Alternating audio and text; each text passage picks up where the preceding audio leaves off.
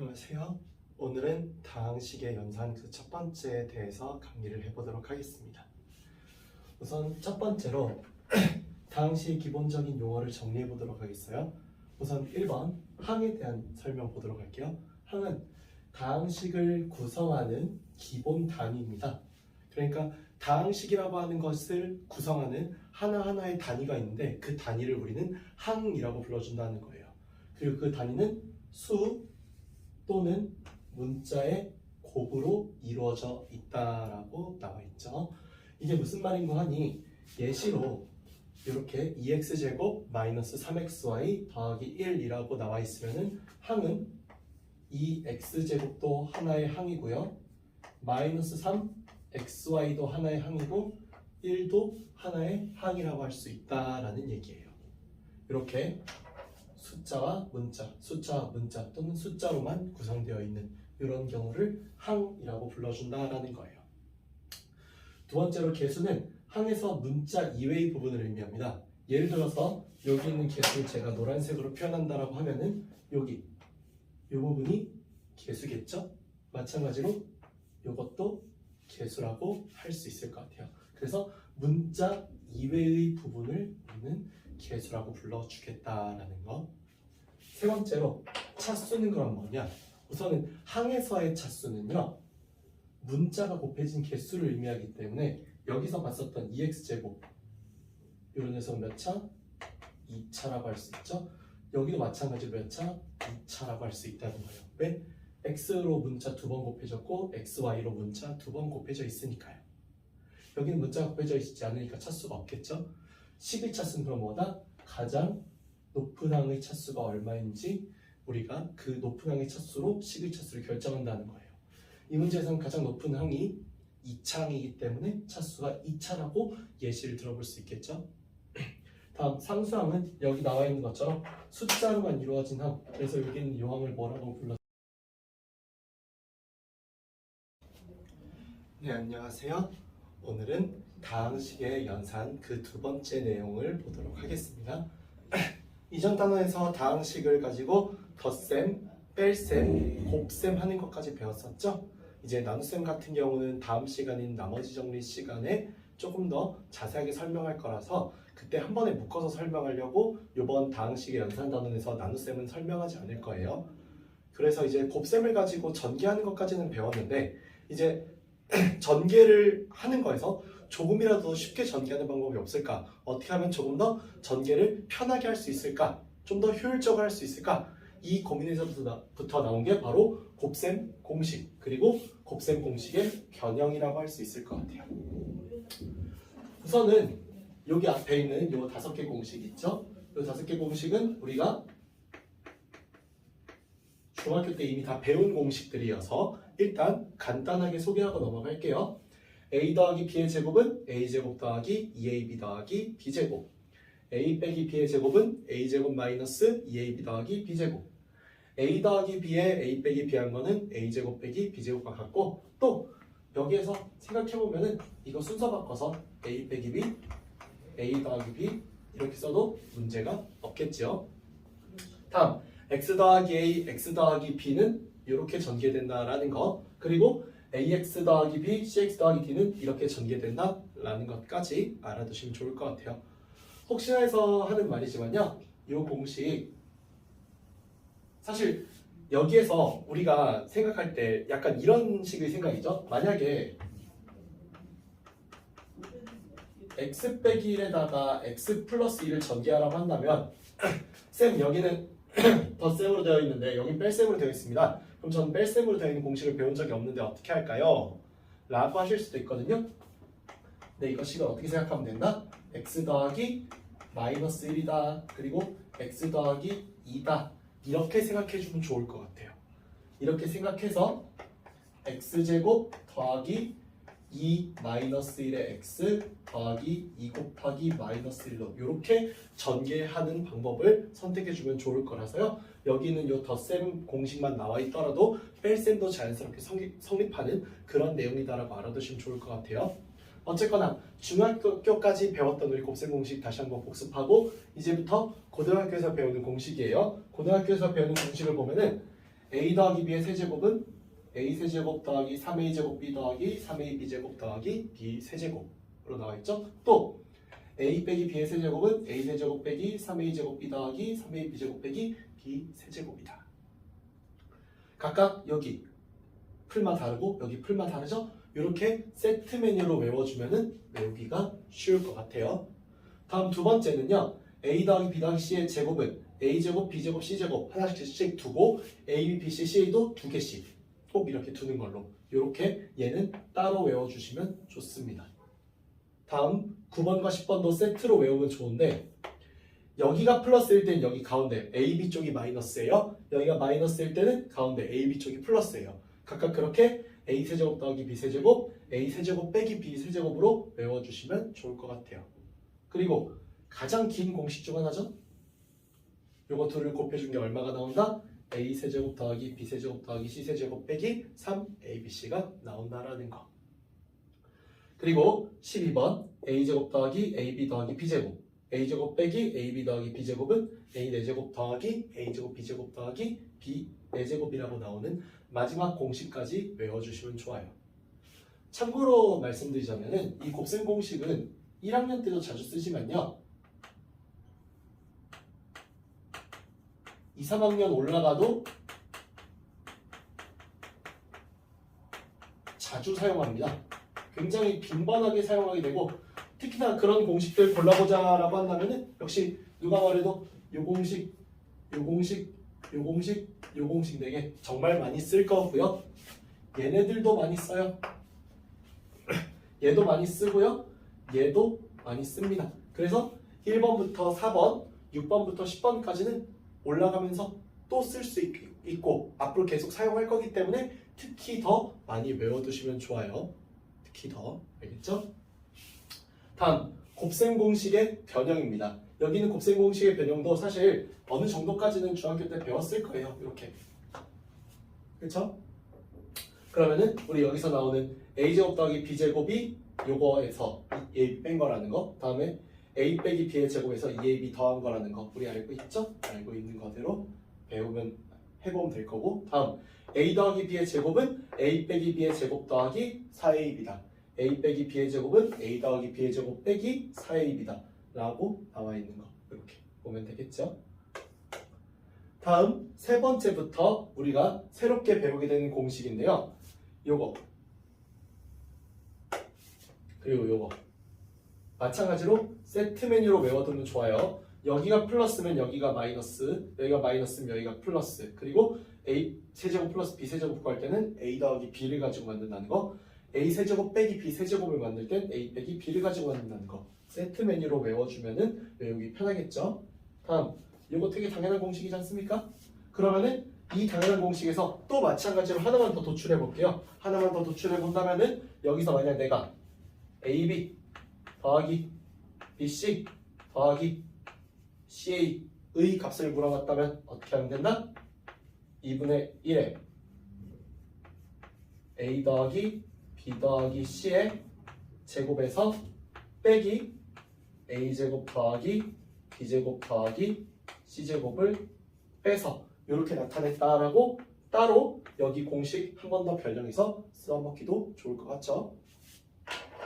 다음 여섯 번째, 여기 있는 게 A세제곱 더하기 B세제곱 더하기 C세제곱은 A 더하기 B 더하기 C에다가 요거 A제곱 더하기 B제곱 더하기 C제곱 빼기 AB 빼기 BC 빼기 C에다가 3ABC 더하는 거다라는 거.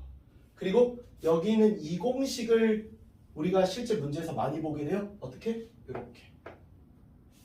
우리 그래서 이 문제 어디에서 많이 쓰여요? 정삼각형 골라내는 문제에서 많이 사용하죠. 그래서 이 공식 사용도가 매우 높으니까 1학년 때는 잘 알아두시면 좋을 것 같아요. 내신 문제에서 굉장히 많이 나옵니다. 또 하나, 여기는 이것도 상당히 많이 쓰이는 공식 중 하나예요. 여기는 얘가 이런 형식으로 되어 있으면은 얘가 이렇게 인수분해 된다라는 거.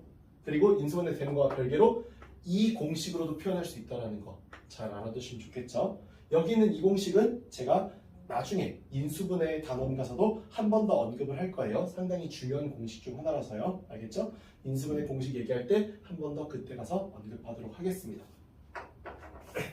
이상 여기까지 해서 두 번째 강의 다항식의 연산 그 두 번째에 대한 내용을 봤습니다. 감사합니다.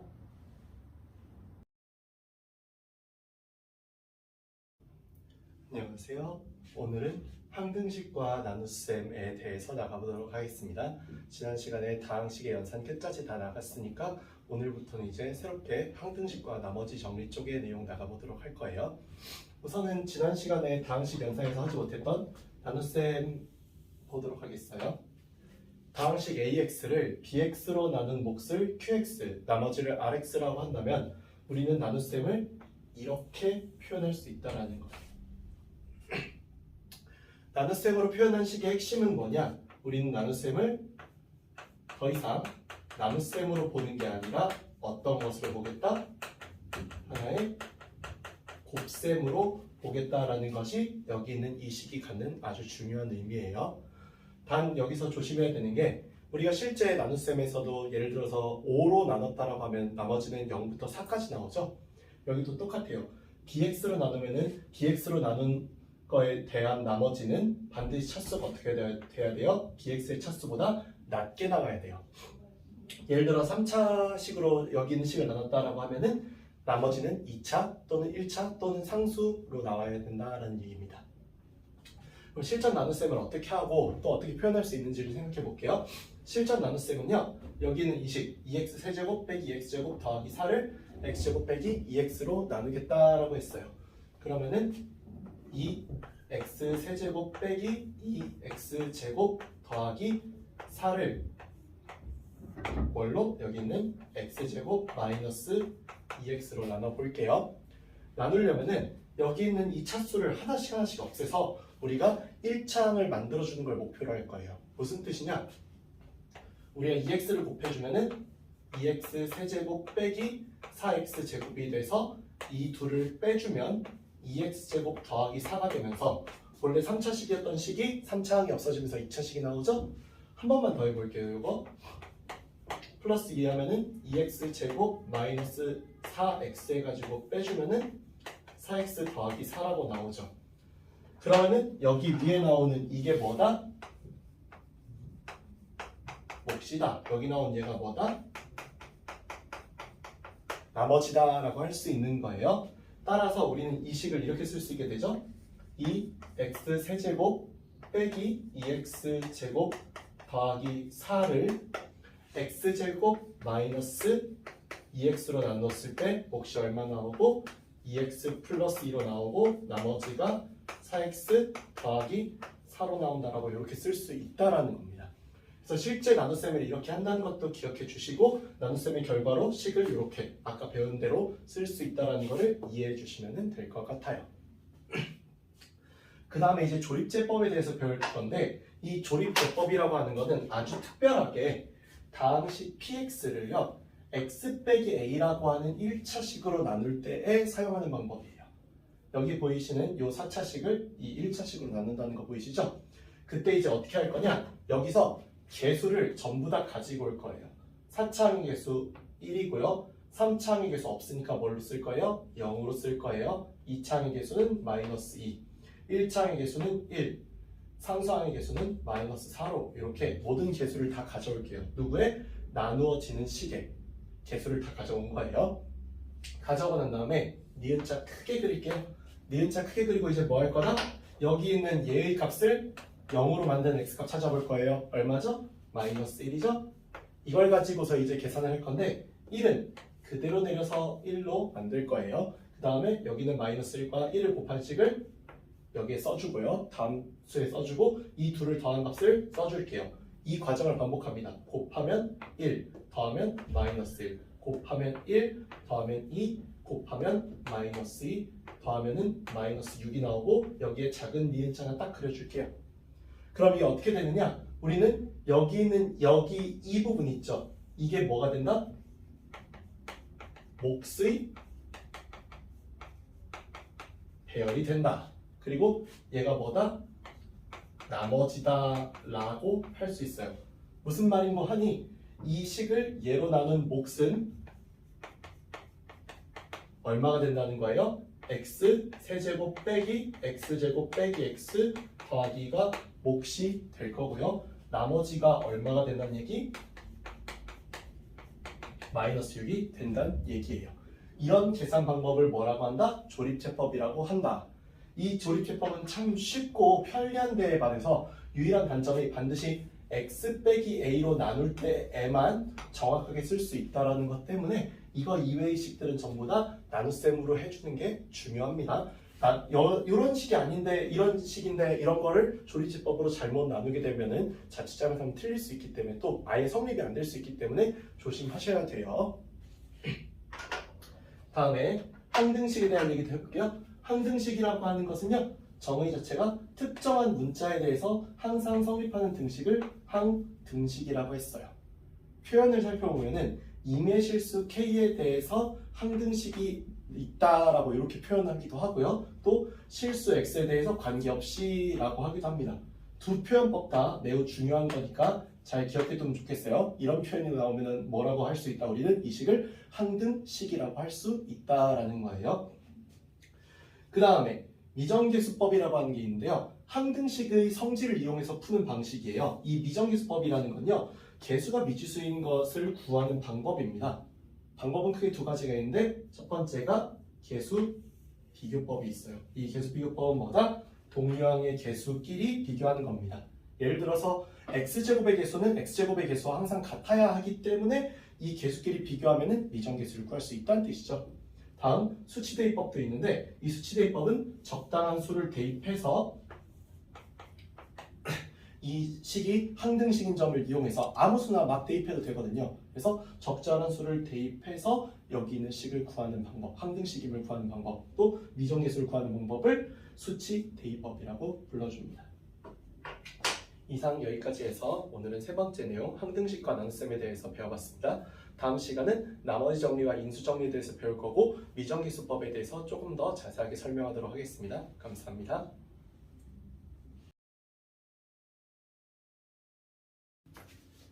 안녕하세요. 오늘은 나머지 정리와 인수 정리에 대해서 알아보도록 하겠습니다. 우선 나머지 정리가 뭐인지 또 인수 정리가 뭐인지 개념적인 정리부터 먼저 해볼게요. 나머지 정리라고 하는 거는요, 다음식 fx를 x-알파로 나눈 나머지를 r이라고 한 거예요. 즉 여기서 x 빼기 알파라고 하는 몇 차식으로 1차 식으로 나눴을 때 쓸 수 있는 식이라는 겁니다. 그랬을 때 여기 있는 나머지는 반드시 상수가 나오기 때문에 r이라고 하는 그 상수는 얘는 반드시 상수로 나오기 때문에예요.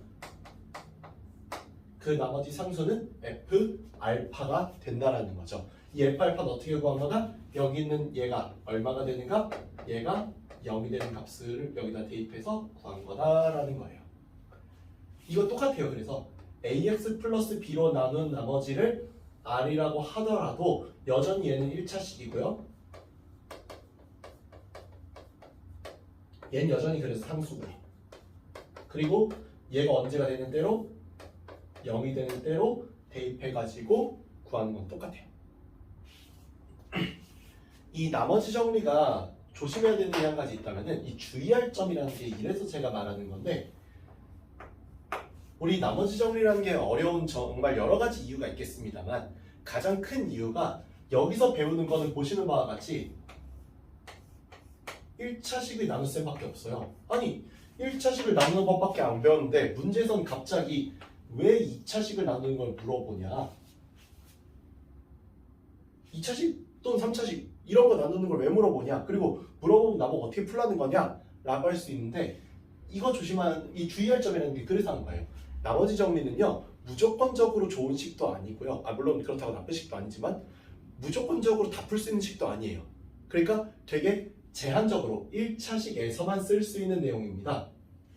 이 말이 무슨 말이냐, 얘가 여기 있는 나머지가 뭐인지는 모르겠지만 이 나머지를 내가 rx로 나오겠죠? 왜? 2차식으로 나눴으니까 나머지는 1차 또는 상수항이기 때문이에요. 1차 또는 상수만 나오기 때문에 rx란 나머지에서 내가 r1이 f1이다, r2가 F2다. 이 말은 맞는 말이지만요. 그렇다고 해서 F1 또는 F2 둘 중 하나가 얘 또는 얘가 반드시 나머지가 된다라는 말은 아니라는 거예요.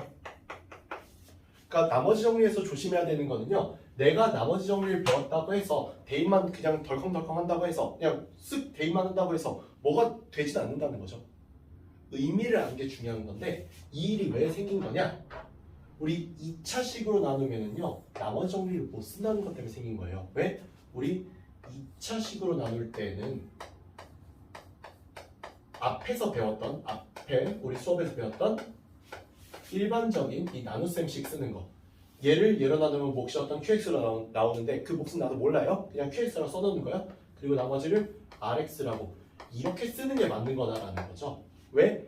얘는 2차식으로 나눈 거에서 나머지 정리를 쓸 수 없기 때문에 일단 이렇게 써놓고 나서 보니까 여기에 1 대입했을 때 F1이 R1인 거는 맞는 말이 되는 거고 그래서 마찬가지로 F2가 R2인 것도 그래서 맞는 말이 되는 걸 뿐이지 뭐 이게 나왔다라고 해서 또는 뭐 이걸 나머지 정리를 배웠다라고 해서 얘가 갑자기 풀리고 이러는 건 아니에요. 그래서 우리 나머지 정리라고 하는 애를 배울 때 꼭 우리가 해야 되는 말 중 하나겠지만요. 나머지 정리는 무조건적으로 모든 걸 다 할 수 있는 식은 아닙니다. 굉장히 제한적 조건으로 할 수 있는 것들이 많아지는 거고 그 제한적 조건을 내가 잘 이렁이렁 맞춰주는 걸 통해서 문제를 풀 수 있는 방법이 생기는 걸 뿐이에요. 그래서 얘가 엄청난 공식이다. 뭐 무조건 외우기만 하면 다 풀 수 있다. 이런 생각은 하지 않으시는 게 좋을 것 같아요. 물론 이 이외에도 수없이 많은 나머지 정리의 내용이 있지만 자세한 것들은 이제 저도 학원에서 가르치고 그런 내용들이 있으니까 여기에서는 이 정도만 소개하고 마무리를 지을게요. 다음 인수정리라고 하는 것은 당시 fx가 x 빼기 알파로 나누어 떨어질 때입니다. fx가 x 빼기 알파로 나누어 떨어질 때, 즉 f알파가 0일 때 fx는 x 빼기 알파 qx다. 단원의 점은 그거죠? 나머지 정리에서는 나머지를 구하는 게 목적이었어요. 나머지를 구하는 게 그죠? 인수 정리는 뭐가 그럼 목적이라는 얘기예요? 인수를 구하는 게 목적이라는 거죠. 어떤 인수? 여기는 x 빼기 알파가 누구의? fx의 인수기 때문에 이렇게 x 빼기 알파라는 식이 qx 붙어있는 상태로 여기 있는 이 식을 구성하는 하나의 인수가 되었죠. 라고 하는 건 그 다음 똑같아요. fx가 ax 플러스 b로 나누어 떨어진다. 즉 그래서 f-a분의 b가 0이다라고 하면은 이렇게 f의 x라고 하는 애가 ax 플러스 b를 이렇게 통째로 인수로 갖는다는 걸 알 수 있죠? 생각 조금만 달리 해보면은 사실 얘는 어떤 것도 가능해요. 그래서 x 더하기 a분의 b의 qx다, q-x다 이렇게 써도 됩니다. 어쨌거나 중요한 거는 이 식이든 이 식이든 이 형태가 인수로서 이 안에 들어있다는 것이 중요한 거니까요. 인수정리에서는 여기까지 해서 나머지 정리와 인수정리에 대한 내용을 봤는데요. 이 나머지 정리는 특히 문제를 통해서 배워야 되는 것들이 워낙 많기 때문에 개념 설명만으로는 반드시 한계가 있어요. 그래서 꼭 문제집 사셔가지고 나머지 정리 문제 풀어보면서 이 나머지 정리 문제에서 질문 나오는 것들 저한테 따로 이제 뭐 제가 꼭 유튜브 아니더라도 제가 오픈 채팅도 따로 운영하고 있으니까 오픈 채팅에 와서 질문 주신다면 제가 얼마든지 답변해 드리도록 하겠습니다. 이상 나머지 정리와 인수 정리 수업이었습니다. 감사합니다.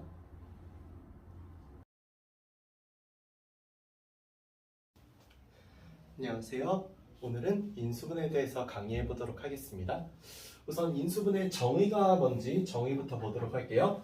다항식을 2개 이상의 다항식의 곱으로 표현하는 것, 이것을 인수분해라고 해요. 어떤 얘기냐?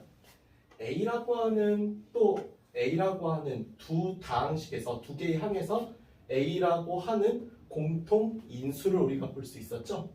이 공통 인수로 묶어서 앞에 있는 식을 표현하게 되면은 다항식 두 개의 곱셈으로 우리가 이 식을 다시 표현할 수 있게 되죠. 이렇게 표현하게 되는 이 녀석을 우리는 인수분해라고 불러준다라는 거예요. 그러면은 얘도 둘 다 뭐다? 앞에서 봤었던 MA 더하기 NA의 인수다라고 할 수 있는 이런 상황이 되는 거예요. 그래서 우리는 이 다항식의 표현을 다항식의 또 다른 곱으로서 표현을 바꿔주는 방법으로 요거 나중에 2차 방정식이나 아니면 다른 방정식에서 써먹기 좋아서 배운다라고 생각해주면 좋을 것 같아요. 그럼 이제 인수분해 공식은 뭐가 있느냐? 우선은 여기 있는 1번부터 5번까지의 이 공식은 우리 중학교 때 배웠을 거예요. 그래서 좀 빠르게 넘어갈게요. a제곱 더하기 2ab 더하기 b제곱은 a 더하기 b의 제곱, a제곱 마이너스 2ab 더하기 b제곱은 a 빼기 b의 제곱, a제곱 마이너스 b제곱은 a 빼기 b, a 플러스 b, x제곱 더하기 a 더하기 b, x 더하기 ab는 x 더하기 a, x 더하기 b, acx제곱 더하기 ad 더하기 bcx 더하기 bd는 ax 플러스 b, cx 플러스 d. 이렇게 인수분해 되는 거 다 우리 중학교 때 배운 내용이죠. 자, 그럼 이제 고등학교 때 배운 내용은 뭐가 다르냐? 우리 앞서 배웠던 곱셈 공식으로 이렇게 전개시켰던 거 다시 이렇게 인수분해 해주는 거 배울 거예요. 그죠? a제곱 더하기 b제곱 더하기 c제곱은 c제곱 더하기 2ab 더하기 2bc 더하기 ca는 a 더하기 b 더하기 c의 제곱이다. 또 마찬가지로 여기 이 공식도 우리 외워야겠죠? a 세제곱 더하기 3a 제곱 b 더하기 3a b제곱 더하기 b 세제곱은 a 더하기 b의 세제곱, a 세제곱 빼기 3a 제곱 b 더하기 3a b제곱 빼기 b 세제곱은 a 빼기 b의 세제곱이다. 외우셔야 되는 내용일 거예요. 알았죠? 다음 a 세제곱 더하기 b 세제곱은 a 더하기 b, a 제곱 마이너스 ab 더하기 b 제곱, a 세제곱 빼기 b 세제곱은 a 빼기 b, a 제곱 더하기 ab 더하기 b 제곱. 다음 x 세제곱 더하기 a 더하기 b 더하기 c x 제곱, ab 더하기 bc 더하기 c x 더하기 abc는 x 더하기 a, x 더하기 b, x 더하기 c로 봐주는 거. 다음 a 세제곱 더하기 b 세제곱 더하기 c 세제곱 빼기 3abc는 a 더하기 b 더하기 c, a제곱 더하기 b제곱 더하기 c제곱 마이너스 ab 마이너스 bc 마이너스 ca. 다음 a 4제곱 더하기 a제곱 b제곱 더하기 b 4제곱은 a제곱 더하기 ab 더하기 b제곱 a제곱 마이너스 ab 더하기 b제곱이다 라고 이렇게 외워주는 거 잊지 맙시다. 우리 고등학교 때 새롭게 배우는 공식 알아둘게요. 그 다음에 인수분해 단원에서 배우면 원래는 배울 필요까지는 없는데 문제를 풀기 위해서는 꼭 알아야 되는 여러 가지 공식의 표현들이 있어요. 그런 것들을 여기서 오늘 간단하게 얘기를 할게요.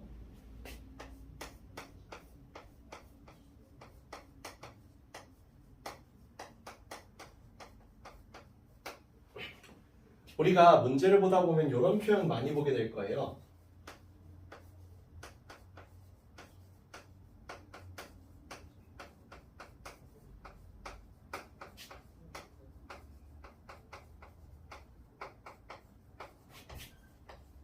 이 표현 겁나 많이 보게 될 건데 이 표현은 이제 인수분해 공식이 따로 있어요. 있는데 이게 공식으로 써놓는 경우들이 많지 않기 때문에 여러분들이 따로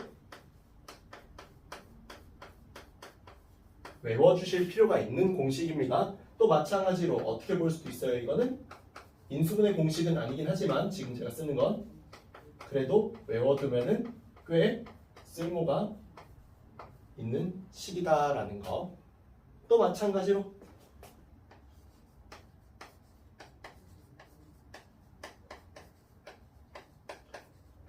얘랑 비슷하게 이런 공식도 있습니다. 얘는 어떻게 나오느냐 답이 마이너스 a 빼기 b, b 빼기 c, c 빼기 a로 나온다는 거. 우리 이 공식은요 여기서 새롭게 추가로 배우면서 꼭 익혀두시길 바랄게요. 뭐 몇몇 문제집에는 이게 순환형이라는 개념으로 순환형 공식이라는 개념으로 나와 있을 거예요. 몇몇 책에는. 그런 책에 있는 공식까지 우리가 따로 또 기억해 주도록 합시다. 이상 여기까지 해서 이번에는 5단원 인수분해에 대해서 배워봤어요. 다음 시간에는 이제 또 여러 가지 다양한 식들의 인수분해 하는 방법 알아보도록 하겠습니다. 감사합니다.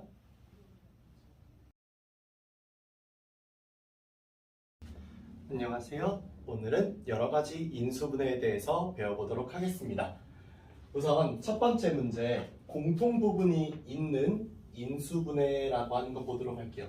바로 이 공통 부분이 어떤 건지를 알고 이럴 때 어떻게 대처하는지 문제를 통해 직접 알아볼 거예요. 여기 문제에서요.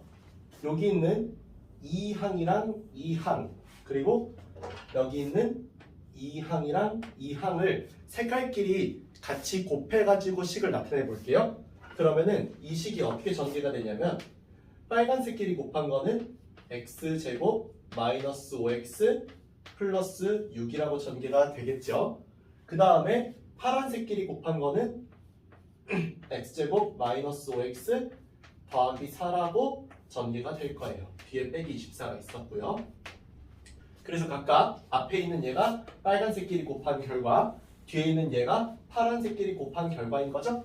자, 이런 상황에서 이제 어떻게 하는 거예요? 바로 공통 부분 x제곱 빼기 5x가 이쪽 식에도 있고 이쪽 식에도 있잖아요. 그래서 양쪽 식에 둘 다 있기 때문에 이 x제곱 빼기 5x를 a라는 식으로 치환해서 문제를 풀어주는 게 핵심이라는 겁니다. a로 이 식을 치환해주면은 이 식은 a 빼기 6 a 더하기 6 a 더하기 4 빼기 24로 식이 바뀌게 되죠. 전개시켜보면은 a제곱 더하기 10a 더하기 24 빼기 24를 하니까 이 뒤에 상수 부분이 사라지게 될 거예요. 그죠? 그럼 얘는 어떻게 인수분해가 돼요? a 더하기 10으로 이렇게 인수분해가 되는데, 이렇게 인수분해하고 난 다음에 여기 있는 a를 다시 뭘로 바꿔줍니까? x제곱 빼기 5x로 바꿔주면 되겠죠? 그렇게 바꿔주면은 여기 식이 x 제곱 더하기 5x에다가 x 제곱 더하기 5x 더하기 10을 곱한 게 될 것이고, 여기서 x제곱 더하기 5x를 한 번만 더 인수분해 해주면은 x 더하기 5 x제곱 더하기 5x 더하기 10이라고 이렇게 나오게 되겠죠. 따라서 여기 있는 요 인수분해 결과를 내기 위해서 우리는 뭘 해야 된다? 공통 부분을 찾아서 인수분해할 때 공통 부분을 치환해서 인수분해 해준다 라는 거를 기억하면 되겠어요. 다음 두 번째, 복 2차식인데 이 복 2차식이라는 거는 왜 복 2차식이라 불리느냐? 바로 x제곱으로 또 2차식을 만든 것처럼 보여서, 그러니까 2차 항으로 또 다시 2차식을 만들었다라고 해서 복 2차식이라고 불러줘요. 그럼 이 문제는 크게 풀이가 x 4제곱 더하기 5x제곱 빼기 6처럼 치환을 해서 푸는 형태가 있고요. 얘처럼 치환이 안 되는 형태가 있다라는 건데, 풀이의 차이점을 보시면서 아, 저런 차이가 있구나, 그래서 이럴 때는 이렇게 푸는 거구나 라는 거를 직접 봐주시면 될 것 같아요. 그래서 일단은 기억하셔야 되는 거, 복 2차식은 어떤 형태다? ax 4제곱 더하기 bx제곱 더하기 c 꼬를 형태를 우리는 복 2차식이라고 부른다라는 걸 먼저 기억하고, 첫 번째 치환하는 형태는요, 제가 여기는 x제곱을 제가 a라고 치환해 보면은 이 식이 a제곱 더하기 5a 빼기 6으로 이렇게 치환이 되죠. 그리고 얘는 인수분해가 가능했을 거예요. 그럼 다시 a 대신에 x제곱을 넣어주고 추가로 인수분해 가능한 게 있는가 살펴봤더니 여기는 x제곱 마이너스 1이 인수분해가 가능하죠. 그래서 x 마이너스 1 x 플러스 1 x제곱 더하기 6으로 이렇게 써주면은 인수분해 끝나는 게 첫 번째 치환한 형태의 복 2차식입니다. 근데 어떤 경우는 이 치환한 형태가 안 되는 경우가 있는데, 대표적으로 이 경우예요. 이거 치환 한번 해볼게요. 어떻게 풀리나? 그럼 똑같이 x제곱을 제가 a라고 둬보면은 얘가요 a제곱 더하기 3a 더하기 4로 바뀌는데, 이 순간 얘가 더 이상 인수분해가 안 되게 돼요. 그래서 여기서는 치환을 해봤자 풀 수 없기 때문에 이 경우를 여기랑 구분해서 분리해 놓는 거예요. 즉 여기서 더 이상 진행이 안 되기 때문에 의미가 없어져 버린다는 겁니다. 그럼 이 문제는 어떻게 푸는 거냐? 이 문제는 여기 있는 요 상수항에 여기에 루트를 씌워볼게요. 루트를 씌워보면은 2가 나오죠? 그 2 값을 2배 할게요. 얼마예요? 4죠?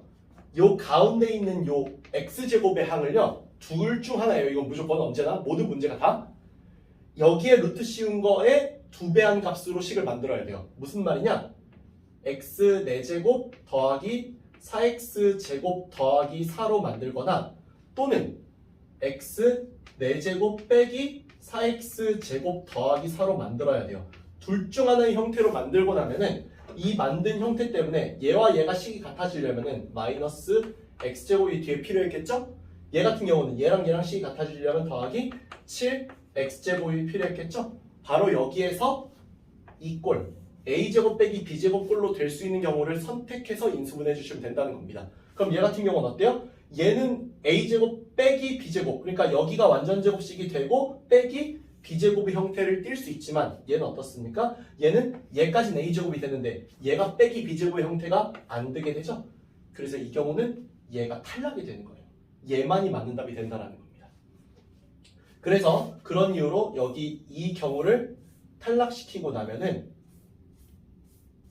바로 이 부분의 계산 결과가 어떻게 나오게 돼요?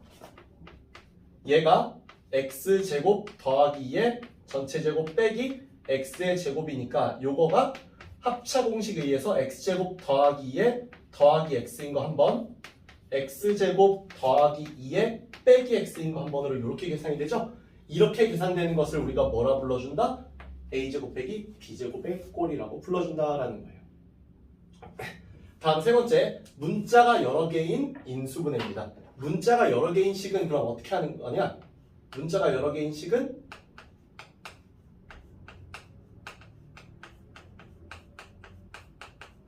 최고차가 가장 낮은 문자를 찾습니다. 예를 들어서 A 같은 경우는 3차죠. B 같은 경우도 3차죠. C는 몇 차예요? 2차죠. 그럼 여기서 최고차가 가장 낮은 차수는 C, 2차항이겠죠? 그 C로 내림차순 정리를 합니다. 예를 들면 얘 같은 경우는 C제곱으로 묶어주면은 A 더하기 B, 그리고 C제곱 없는 것끼리 묶어주면은 A 세제곱 더하기 B 세제곱이죠? 이렇게 묶어놓고 나면은 여기서 반드시 뭐가 나온다는 거예요? 공통인수가 나온다는 거죠? 얘 인수분해 해보면요. C제곱에 A 더하기 B는 그대로 놔두고 여기 뒤에가 뭘로 인수분해돼요? A 더하기 B에 A제곱 마이너스 AB 더하기 B제곱으로 이렇게 인수분해되죠? 그럼 여기에 A 더하기 B가 공통인수로 나오니까 그 공통인수인 A 더하기 B로 묶어주면은 A제곱 빼기 AB 더하기 B제곱 더하기 C제곱이라고 나오는 거죠. 이렇게 해서 인수분해해야 여기는 인수분해가 되기 때문에 항상 언제나 최고차항이 가장 낮은 문자를 찾아주는 거를 꼭 기억해 주시면 되겠어요. 마지막 경우인 고차식의 인수분해는 여기 식에다가 여기 상수항 있죠? 이 상수항의 약수들 찾아볼게요. 1, 2, 4 같은 아이들이죠? 이런 아이들을 적절하게 대입해 주면 돼요. 플러스 1, 마이너스 1 같은 거 대입, 플러스 2, 마이너스 2 같은 거 대입, 플러스 4, 마이너스 4 같은 거 대입 하다 보면은 하나 정도는 반드시 이 식을 뭘로 만드는? 0으로 만드는 x의 값을 찾을 수 있을 거예요. 그 값으로 조립제법을 씁니다. 얘 같은 경우는 x에 1 집어넣으면 딱 여기 0 나오죠? 그래서 1이라는 값을 가지고 조립제법을 써볼 겁니다. 그러면은 1, 0, 마이너스 3, 마이너스 2, 4 이렇게 나오죠? 그럼 계산하면은 1, 1, 1, 1, 마이너스 2, 마이너스 2, 마이너스 4, 마이너스 4, 0 이렇게 나오게 되죠? 그러면 여기서요 x 빼기 1에 x 세제곱 더하기 x제곱 마이너스 2x 마이너스 4라고 이렇게 나오게 되는 거예요. 이렇게 나오고 난 다음에 이 뒤에 문제는 그 뒤에는 뭐 그냥 여기에다가 또 적절히 여러 가지 대입해가지고 또 나올 수 있으면 또 인수분해해가지고 계산하시면 되는 거기 때문에 이 뒤부터 방법이 공통으로 일치하게 돼요. 그래서 여기서 중요한 건 뭐가 됩니까? 고차식의 인수분해에서는 꼭 기억해야 되는 게 얘를 어떻게 계산해야 된다? 반드시 0으로 만드는 x값을 찾아야 된다. 그걸 뭘로? 여기 있는 상수항의 약수들 중에서 찾아야 한다라는 겁니다. 이걸 찾아서 대입만 잘 해주면은 문제 푸는데 그렇게 어렵진 않을 거예요. 이상 여기까지 해서 오늘은 여러 가지 인수분해에 대해서 배워봤습니다. 다음 시간에는 이제 복소수에 대해서 나가도록 할게요. 감사합니다.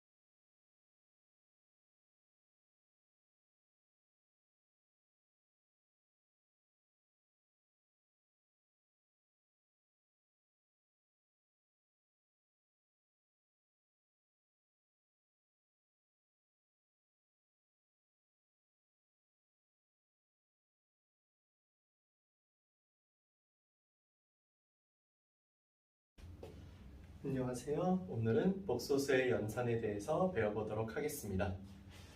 우선 복소수의 사칙연산에 대해서 배워보도록 할게요. 복소수의 사칙연산, 그러니까 덧셈, 뺄셈, 곱셈, 나눗셈이 어떻게 이루어지는지 볼 거예요. 먼저 덧셈 같은 경우는 여기 실수 부분끼리 더해서 실수 부분을 만들죠. 다음에 허수 부분끼리 더해서 허수 부분을 만드는 걸 볼 수 있을 거예요. 이건 뺄셈도 마찬가지인데 실수 부분끼리 빼고요. 허수 부분끼리 빼서 수를 구성하는 걸 볼 수 있죠. 그 다음에 곱셈하고 나눗셈을 얘기했는데요. 곱셈 같은 경우는요. 실수 부분끼리 곱해서 AC를 만들고 허수 부분끼리 곱해서 마이너스 BD를 만들어주는 게 우선이에요. 그러고 난 다음에 실수 부분하고 허수 부분, 실수 부분하고 허수 부분을 각각 교차로 곱해가지고 BC랑 AD 만드는 거 보이실 거예요. 그래서 계산 방식이 어떤 차이가 있냐면은 덧셈 뺄셈 할 때는 실수 부분은 실수 부분끼리, 허수 부분은 허수 부분끼리 이렇게 계산하면 되는 거고, 곱셈부터는 실수 부분, 허수 부분을 먼저 계산해서 따로 실수 부분으로 뽑아내 놓고 그 다음에 허수 부분하고 실수 부분을 교차로 곱해서 허수 부분을 만들어내면 된다라는 거죠. 나눗셈에서는 여기서 한 발자국 더 나가서 이게 C 플러스 DI로가 나와 있으면은 실수화 과정을 거친 건데, 실수화 과정 여러분들이 뭐 기억하시면 좋긴 하겠지만 굳이 기억하실 필요 없어요. 어떻게? 여기서 C랑 D 개수 따가지고 C제곱, D제곱으로 분모 만들어 놓으시고 그 다음에 여기에서 C 빼기 DI랑 얘를 곱한 값이 요식 이렇게 만들어내면 돼요. 그래서 계산 어떻게 하면 되느냐? C랑 곱하고 D랑 곱해하고 이렇게 만들어내시고 BC, AD로 이렇게 만들어낸다라고 외워주셔도 좋습니다. 이렇게 해가지고 우리 복소수의 사칙 연산에 대해서 배워봤고요. 그 다음에 복소수의 사칙 연산에 대한 성질을 볼 텐데요. 우선 교환법칙, 복소수는 덧셈이나 곱셈의 순서가 중요하지 않다는 거죠. 어떤 순서로 계산을 하든 답은 똑같이 나온다라는 거.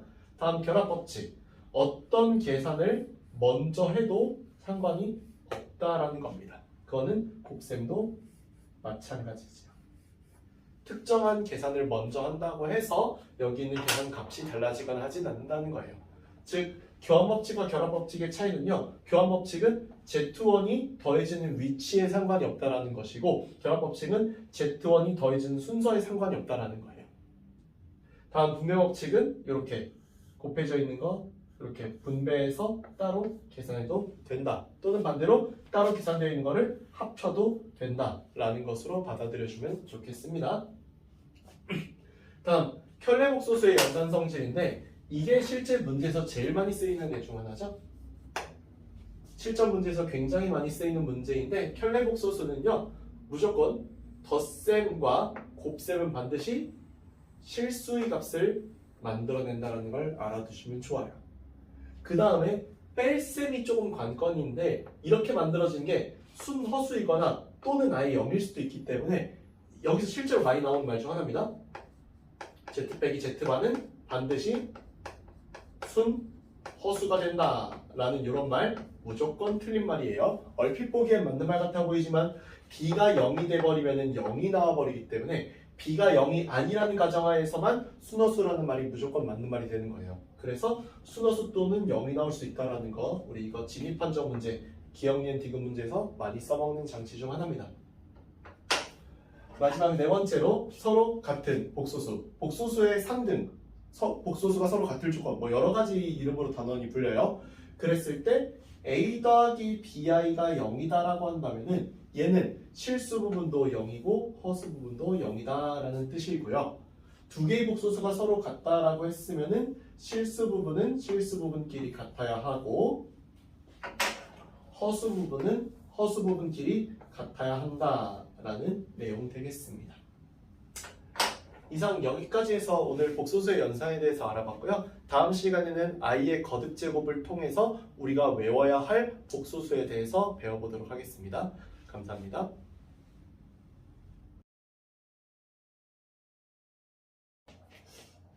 안녕하세요. 오늘은 복소수 i의 순환에 대해서 배워보도록 하겠습니다. 이 복소수 i의 순환이라는 게 어떤 의미냐면은 복소수 i가요 계속해서 곱해 나감에 따라 거듭 제곱을 함에 따라 반복되는 형태가 나오는 것을 보자라는 거예요. 보면은 i의 1제곱, 5제곱, 9제곱 같은 이렇게 i의 4n-3제곱 n이 자연수일 때를 기준으로 생각할 때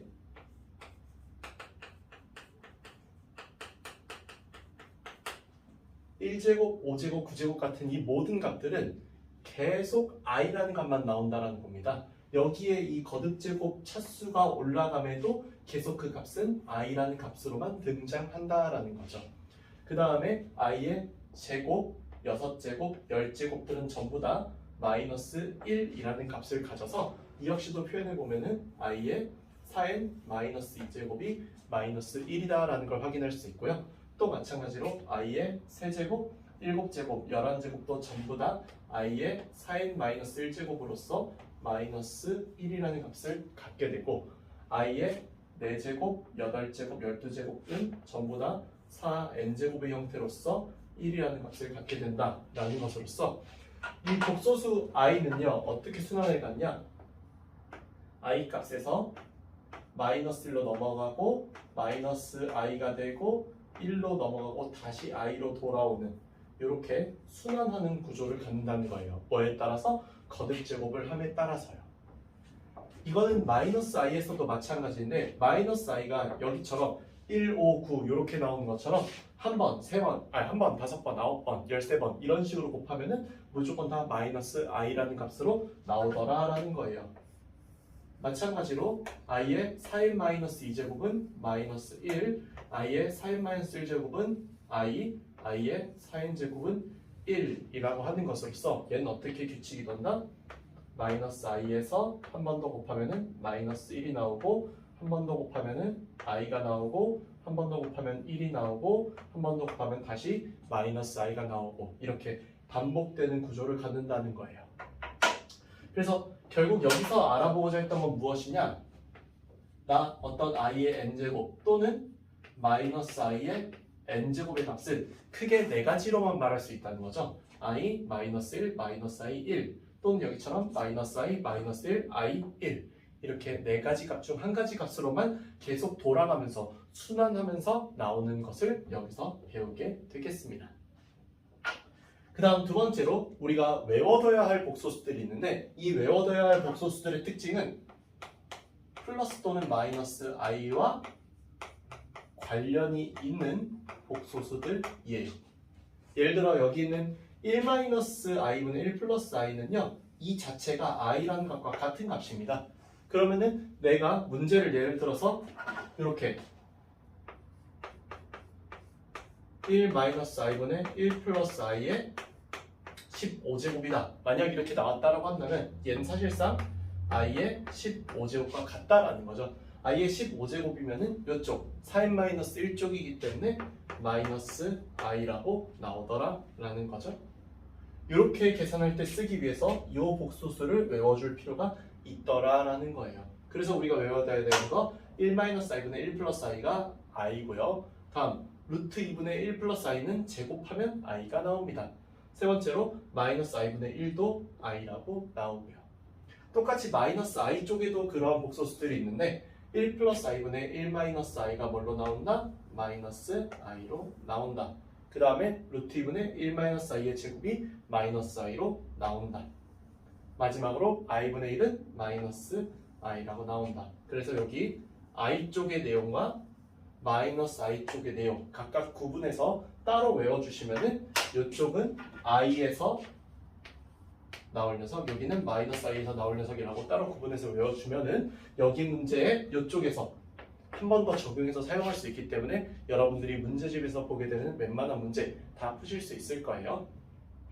다음, 음수의 제곱근이라는 건데 사실 이 음수의 제곱근은 이 존재 자체가 그렇게 막 엄청 좋은 개념이다 라고 볼 수는 없어요. 왜냐면은 우리 배운 대로라면 사실 루트의 마이너스 a 이런 식으로 나와 있으면 루트 a의 i라고 뽑아내기로 했는데 그 뽑아내는 방법을 결론적으로 여기서는 외워서 사용하는 거기 때문에 엄청 좋다 이렇게 말할 수는 없지만 그래도 이거 외워두면은 도움 많이 되고 실제로 문제에서 오히려 더 많이 사용하는 표현이지 실질적으로 많이 쓰는 표현은 아니라는 거죠. 문제에서 우리가 AB라는 것의 크기 또는 AB의 부호를 알려주기 위해서 우리가 이 문제를 구성할 때, 문제를 만들 때 사용하는 표현법으로 많이 쓰이더라라는 겁니다.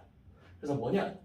A가 음수고 B가 음수일 때 루트 A, 루트 B를 이렇게 곱했어요. 곱하면은 루트끼리 통합되는데 앞에 뭐가 튀어나온다? 마이너스가 튀어나온다 라는 거죠. 다음 마찬가지예요. A가 양수이고 B가 음수일 때이면은 이렇게 루트 B분의 루트 A라고 이렇게 계산하는 것이 마이너스 루트 B분의 A라고 나온다. 여기서 배우는 이 두 가지 내용은요. 내용을 이해하는 것도 중요하겠지만 이해하는 것보다는 그냥 이 자체 그대로 외워주시면은 앞으로 우리가 문제에서 AB의 부호를 알아내야 하거나 또는 AB의 부호를 꼭 이제 문제에서 필요로 할 때 이 표현법들을 써가지고 문제에서 숨겨놓을 거예요. 그 숨겨놓은 거 여기 표현법 외워서 처리할 수 있으면은 편하게 문제 풀 수 있겠죠? 이상 여기까지 해서 복소수 i의 순환에 대해서 배워봤고요. 다음 시간에는 2차 방정식에 대해서 다시 배워보도록 하겠습니다. 감사합니다.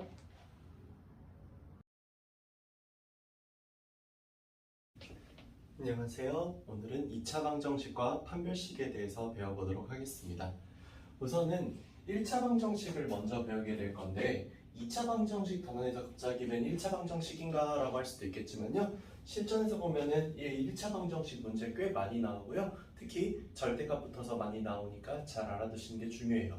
또 하나, 여러분들 1차 방정식 하면은 원래 여기서 A가 0이 되지 않는다가 붙어있는 경우가 있는 게 정상이에요. 근데 여기 보시면은 1차 방정식이라고 안 하고 실전 문제에서는 보통은 방정식 ax 더하기 b는 0 이렇게 나온 경우들이 많거든요. 이때는 a가 0이 안 된다라는 이 조건이 없을 가능성이 많아요. 왜냐하면 없어야지만이 밑에처럼 답을 낼 수 있기 때문에. 그래서 실전에서는요, 여러분들 이렇게 a가 0이 아니다라는 조건이 없을 수 있다는 거. 그랬을 때는 a가 0이 아닐 때의 답을 내주는 것과 함께 두 가지 답을 더 내셔야 됩니다. 어떤 거?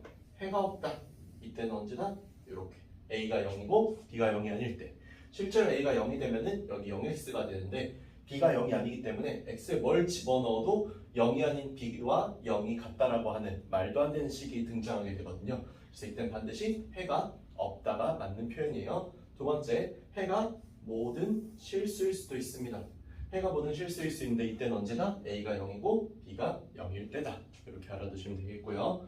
두 번째로 2차 방정식의 해도 보도록 할 건데 2차 방정식 같은 경우는 ax 제곱 더하기 bx 더하기 c는 0이다 라고 나오고 이때는 반드시 최고차항이 0이 아니다라는 보장이 있게 되어 있습니다.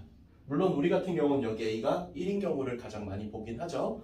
그래서 인수분해를 통해서 2차 방정식의 해를 구하는 방법이 있는데 이렇게 되어 있는 애가 이렇게 인수분해가 가능하다 이런 경우들이 있어요. 대표적으로 이런 애들은 어떻게 생겼냐면요, a x제곱 마이너스 a에 알파 더하기 베타에 x 더하기 a 알파 베타 이퀄 0 이렇게 생긴 녀석입니다.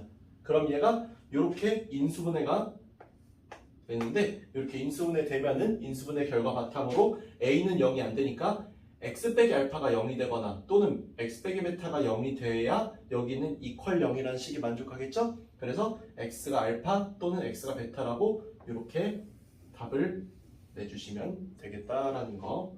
두 번째로 바로 그냥 근해 공식 쓰는 방법도 있는데 근해 공식은 여기 이렇게 식이 나와 있을 때 이 식에서 바로 이렇게 공식에 맞게 식 뽑아내는 거. x는 2a분의 마이너스 b 풀마 루트 b제곱 마이너스 4ac 이렇게 나온다는 거 알아두시면 되겠어요.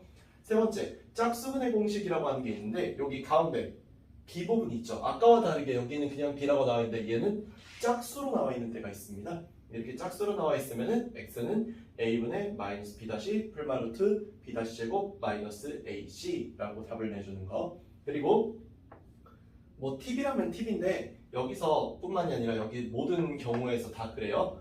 최고차항 계수는 되도록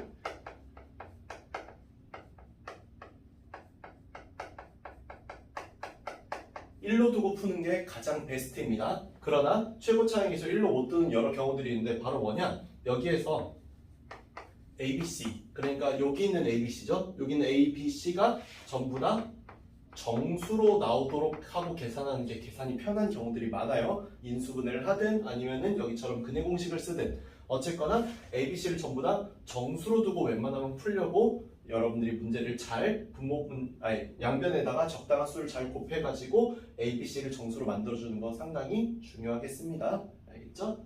마지막으로 판별식 내용인데 판별식 같은 경우는 이렇게 2차 방정식이 있으면은 이 2차 방정식의 판별식은 b제곱 마이너스 4ac라고 합니다. 얘 같은 경우 판별식이 0보다 커지면 이 2차 방정식이 서로 다른 두 실근을 가지게 되고요. 판별식이 0이면은 한 개의 중근을 가지게 되고요. 판별식이 0보다 작으면은 서로 다른 두 개의 허근을 가지게 되고요. 판별식이 0보다 크거나 같으면은 그냥 실근을 가지게 된다라고 해서 이렇게 네 가지의 경우 잘 기억해 주시면 좋겠어요. 참고로 여기는 중근 같은 경우도 실근은 실근이기 때문에 한 개밖에 안 나오는 경우라곤 하더라도 여기 있는 실근의 경우에는 포함되니까 여기는 4번 경우 문제에서 잘 나오니까 잘 기억해 주시기 바랍니다. 이상 여기까지 해서 오늘 2차 방정식과 판별식까지 내용 한번 쭉 봤어요. 다음 시간에는 2차 방정식의 근과 계수의 관계에 대해서 배워보도록 하겠습니다. 감사합니다. 네, 안녕하세요. 오늘은 2차 방정식의 근과 계수의 관계에 대해서 배워보도록 하겠어요. 우선은 2차 방정식의 근과 계수의 관계를 보시면은 2차 방정식이 이렇게 나와 있을 때 너무나 당연하게도 여기 있는 A, 최고차항 A는 0이 되지 않아야 합니다.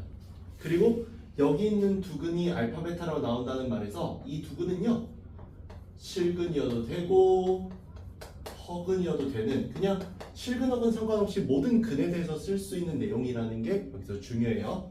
그래서 두 근의 합, 여기는 알파와 베타의 합은 항상 얼마로 나온다? 마이너스 A분의 B로 나온다. 두 근의 곱, 알파 곱하기 베타는 얼마로 나온다? A분의 C로 나온다.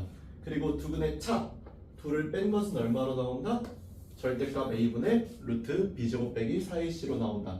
이 세 가지 공식을 가지고 여러 가지 문제에서 다 활용해서 풀 수 있기 때문에 여기 있는 2차 방정식의 근과 계수의 관계 매우 중요하다라고 할 수 있겠어요. 특히 여기 있는 이 두 개는 정말 중요해서요. 여기는 요거 각각 정말 각가지의 곱셈 공식을 이용해서 여러 가지 방향으로 뻗어나갈 수 있거든요. 뭐 예를 들어서 알파 제곱 더하기 뭐 베타 제곱이라든가 또는 뭐 알파 세제곱 더하기 뭐 베타 세제곱이라든가 이런 쪽으로 충분히 다 뻗어나갈 수 있고 하나만 더 알파분의 1 더하기 베타분의 1 이런 식으로 충분히 다 뻗어나갈 수 있기 때문에 여러분들 이런 것들 이용해서 문제 푸는 거 위해서라도 이렇게 공식 최소한 이 두 개는 무조건 외워주세요. 얘는 잘 안 쓰니까 잘 안 외우더라도 이 두 개는 반드시 외워주시는 거 잊지 말아주세요.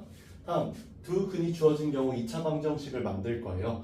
두 근이 이번에 알파 베타로 주어져 있고 여기 있는 두 근도 마찬가지예요. 실근이든 허근이든 상관없습니다. 어쨌거나 이걸 바탕으로 만들어낸 2차 방정식은 이렇게 나온다라고 할 수 있는데 이게 어떻게 된 거냐면은 x 빼기 알파랑 x 빼기 베타는 요렇게 인수분해 되었을 때 이 인수분해의 결과로 답이 알파 베타로 나오는 거는 여러분들도 잘 아시니까 이건 이해가 되실 건데 여기는 요거 a는 뭐냐? 요 a는 최고차항의 계수에다가 꼭 붙여줘야 되는 내용이에요. 내가 최고차항 계수가 얼마인지 안 나와 있다. 그럼 a라고 붙여야 되는 거고 최고차항 계수가 2라고 했다. 그럼 2 x 빼기 알파 x 빼기 베타 이렇게 붙여줘야 된다라는 거예요.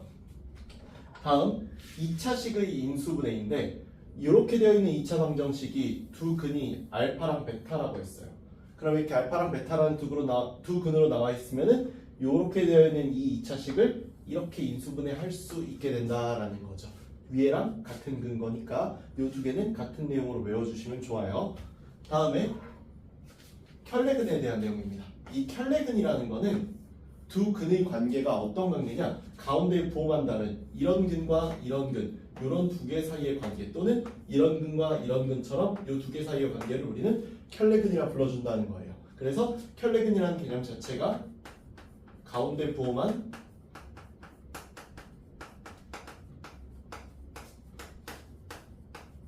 다른 두 근을 의미하게 돼요. 그랬을 때 2차 방정식 요거에 대해서 ABC가 모두 유리수라면은 이런 무리수근을 가졌을 때 P 더하기 Q 루트 M이라는 무리수근을 가졌을 때 또 다른 한 근은 반드시 P 빼기 Q 루트 M으로 켤레근을 가져야 한다라는 겁니다. 이럴 때 우리 보통 켤레 실수근이라고 불러주긴 할 거예요. 또는 켤레 실근이라고 불러주긴 할 거예요. 다만 요거는 뭐 잘 쓰는 용어는 아니니까 그냥 그런 거보다 해주시면 되고요. 다음에 ABC가 모두 다 실수다라고 하면은 여기는 P 플러스 QI가 한 근으로 나왔다면 또 다른 한 근은 반드시 P 빼기 QI로 나와야만 한다는 거. 여기도 켤레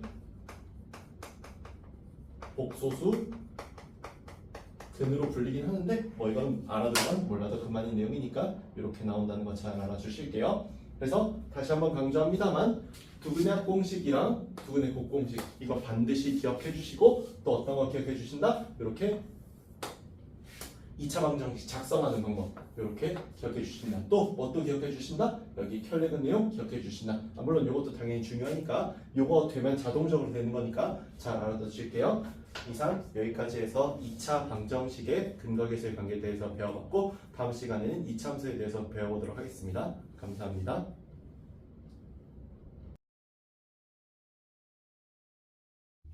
네, 안녕하세요. 오늘은 2차 방정식의 실근의 조건에 대해서 배워보도록 하겠어요. 첫 번째로 우선은 2차 방정식의 실근의 조건이라는 게 어떤 개념이냐면요.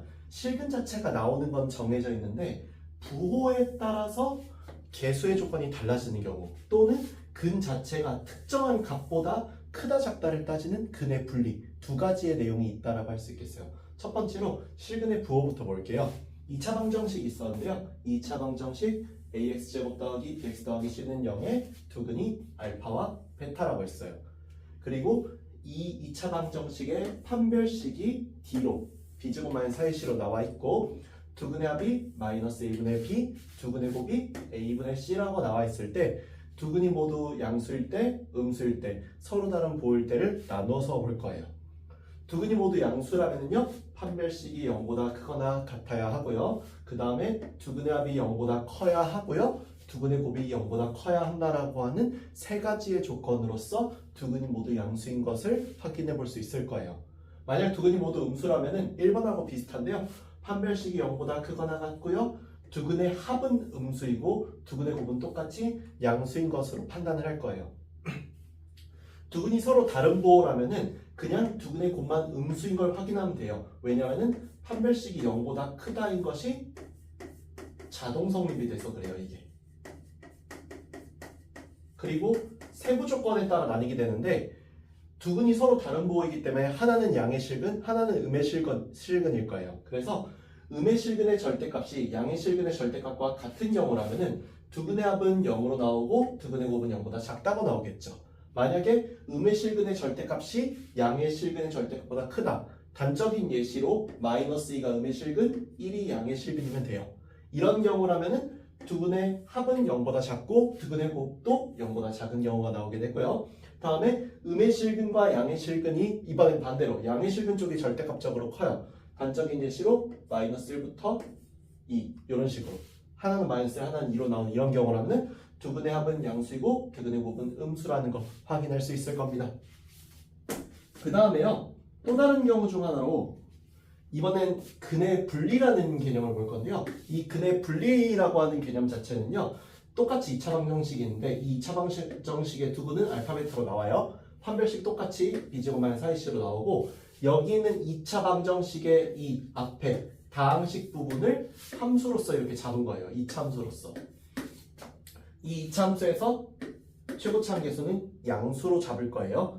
그랬을 때 두근이 모두 P보다 크다라고 하면은 여기도 마찬가지로 세 가지 조건으로서 볼 수 있는데요. 판별식이 0보다 크거나 같다. 마이너스 2a분의 b가 P보다 크다. 그리고 FP가 0보다 크다. 세 가지 조건으로 볼 수 있어요. 두근이 모두 만약에 P보다 작다면 D 판별식이 0보다 크거나 같다. 그리고 마이너스 2a분의 b가 P보다 작다. FP가 0보다 크다로 볼 수 있고 이제서야 하는 얘기지만 여기는 마이너스 2a분의 b 여기 있는 얘는요. 여기는 요 함수 있죠? 요 함수의 추계 방정식이 x는 마이너스 2a분의 b로 나오고 이 축의 방정식을 기준으로 생각해 주는 거예요. 즉 축 자체가 p보다 크다, 축 자체가 p보다 작다로 판단하는 거죠. 마찬가지 이유로 해서 두근 사이에 p가 있는 이런 경우라면은 fp가 0보다 작다는 것으로서 문제의 답을 확인하게 되고요. 두근이 pq 사이에 있다 라고 한다면은 판별식 d가 0보다 크거나 같고 축이 p와 q 사이에 존재하며 fp도 0보다 크고 fq도 0보다 크다고 하는 네 가지의 식으로서 판단을 내릴 수가 있고요. 이거 나중에 이제 이참수 배우고 나면은 이참수 기준으로 해서 각 경우를 그래프로 볼 수 있게 되는데 이 1번의 경우가 p가 여기 있는 이런 그림이라고 생각해 주시면 되고요. 2번의 경우는 이런 식으로 했을 때 여기에 p가 있는 이런 경우로 생각해 주시면 되고요. 3번의 경우는 이런 식으로 해서 여기에 p가 있는 경우로 생각해 주면 되고요. 4번의 경우가 이런 식으로 했을 때 여기에 p, 여기에 q가 있는 이런 그림으로 생각해 주시면은 여기에서 이해도가 조금 더 좋아지게 될 거예요. 이상 여기까지 해서 오늘은 12번째 내용인 2차 방정식의 실근의 조건에 대해서 배워봤고요. 다음 시간부터는 이참수에 대해서 배워보겠습니다. 감사합니다.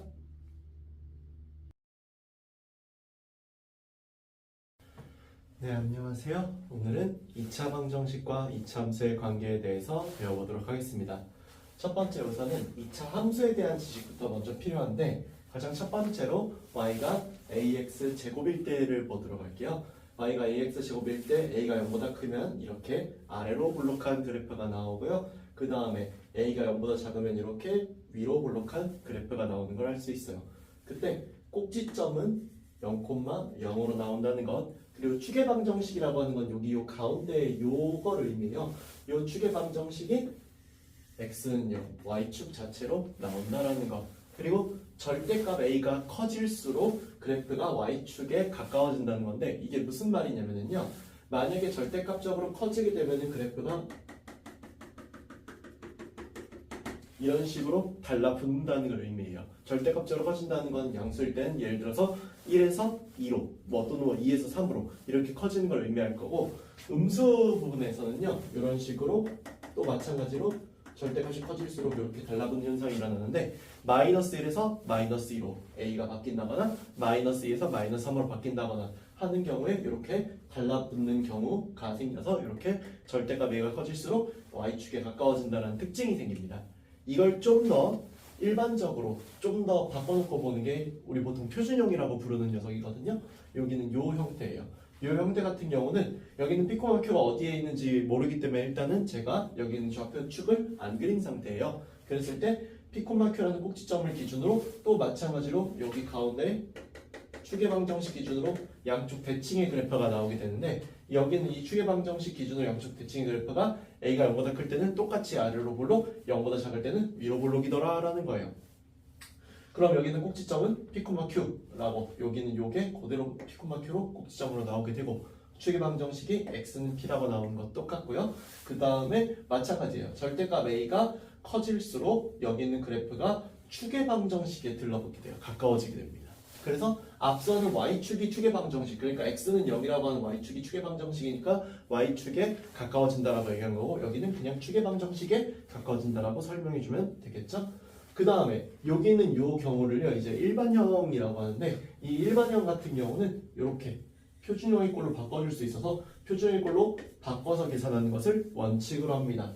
그랬을 때 꼭지점은 마이너스 2a분의 b, 마이너스 4a분의 b제곱 마이너스 4ac라고 나오고 축의 방정식이 x는 마이너스 2a분의 b로 나오는 이것이 2차 함수에 대한 설명되겠습니다. 그 다음에 여기에서 이제 2차 방정식과 2차 함수의 관계에 대해서 배울 건데요. 여기처럼 얘는 반드시 2차 함수여야 돼요. 이럴 때. 그리고 여기 있는 얘가요.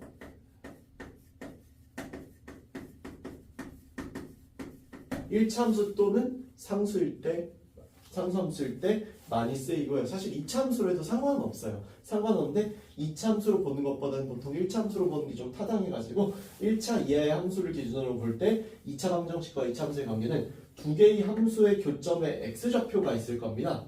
그쵸? 여기 두 개가 이렇게 교점에서 만나고 있고요. 이 만나는 교점의 x좌표가 여기 알파랑 베타로 나오는 거 보이죠? 이게 누구랑 값이 똑같다? 방정식 fx equal gx의 실근과 똑같다. 다른 말로 얘기하면은 fx 빼기 gx equal 0의 실근하고 똑같았겠죠? 그래서 거기 나오는 그 답이 x는 알파, x는 베타다 라고 나오는 이 관계를 우리는 2차 방정식과 2차 함수의 관계라고 불러준다는 거. 이거는 상당히 중요해요. 나중에 이거를 수투에 올라가서 미분이라는 단원으로 가게 되면은 방정식과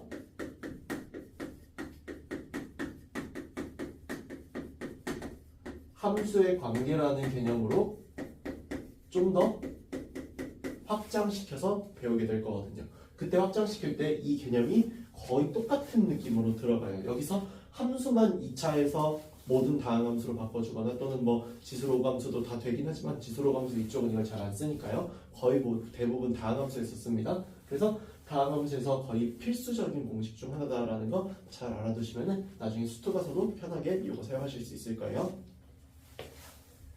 그 다음에 여기 있는 2차 함수와 직선의 위치 관계를 보도록 할 건데요. 여기는 2차 함수와 직선의 경우는 위치 관계가 우선은 첫 번째 y는 fx와 y는 0, 즉 x축 사이의 관계를 보도록 할 거예요. fx equal 0의 판별식을 d라고 하겠습니다. 그 d가 0보다 크면은 이렇게 나오는 것처럼 두 점에서 만나고요. 여기는 얘는 한 점에서 접하고요. 여기는 얘는 만나지 않아요. 그래서 각각 한글로 쓰면 이렇게 되는데 여기는 얘가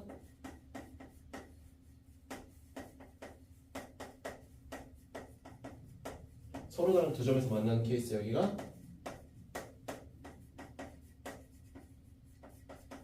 한 점에서 접하는 케이스 여기가 만나지 않는 케이스라고 봐주시면 되겠어요. 그건 이 밑에도 마찬가지인데 y는 fx와 직선 y는 mx 플러스 n을 기준으로 보더라도 여기는 두 식을 뺀 거 이퀄 0의 판별식이 0이라고 하면은 d가 0보다 클 때, d가 0일 때, d가 0보다 작을 때 똑같이 서로 다른 두 점에서 만난다, 한 점에서 접한다, 만나지 않는다의 결과물을 가지게 돼서요. 여기 있는 직선의 위치 관계를 누굴 기준으로 판별해준다? 여기는 판별식 기준으로 판별해준다라는 것이 중요하겠죠. 그래서 판별식을 이용해서 두 점에서 만나는지 한 점에서 만나는지 만나지 않는지를 판단할 수 있다는 것을 알아두시면 되겠어요. 여기까지 해서 2차 방정식과 2차 함수의 관계에 대해서 배워봤고요. 다음 시간에는 2차 함수의 최대 최소에 대해서 배워보겠습니다. 감사합니다.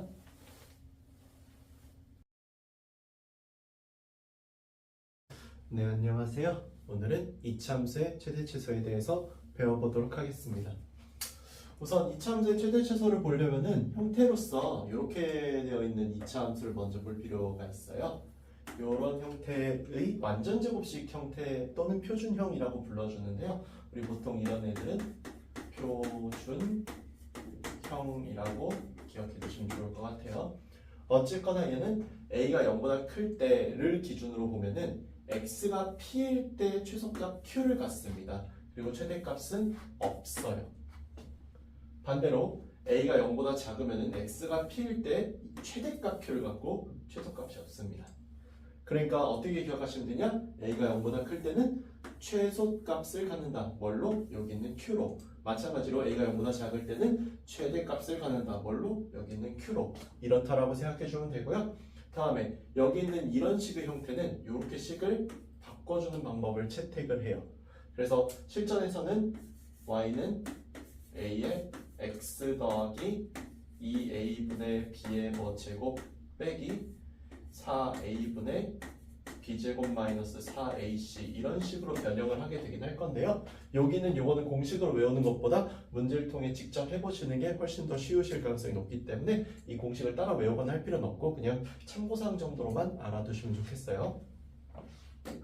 다음 이제 두 번째로 제한된 범위에서의 2차 함수의 최대 최소를 볼 건데요. 제한된 범위라고 하는 것은 이런 식으로 범위를 제한해서 준다라는 것을 의미해요. 양끝의 범위를 줄 때 여기 있는 이런 fx를 기준으로 최대 최소를 따진다라고 했어요. 그리고 이때 따질 때 a는 양수만을 따진다라는 걸 미리 설정해 놓을게요. 그러면은 p가 베타보다 클 때인 이 상황을 보시면요. 여기서 잘 보세요.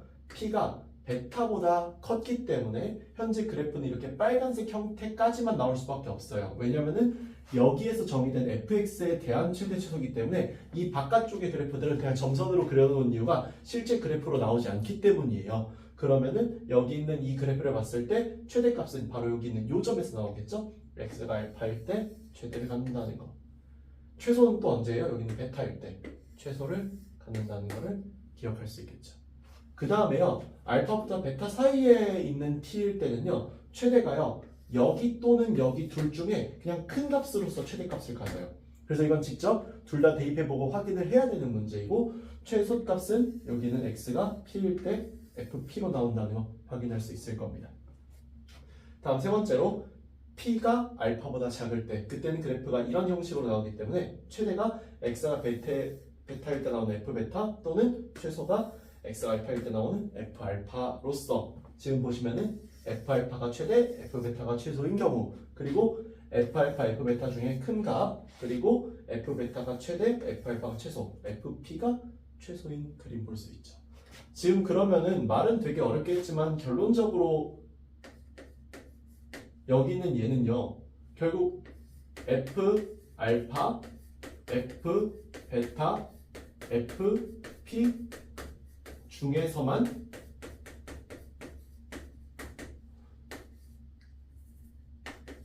최대, 최소를 갖게 된다. 최대, 최소가 존재한다 라고 말할 수 있겠죠? 그래서 우리가 이걸 통해서 마지막으로 이렇게 최대, 최소를 정의하면 좋을 것 같아요. 2차 함수는요,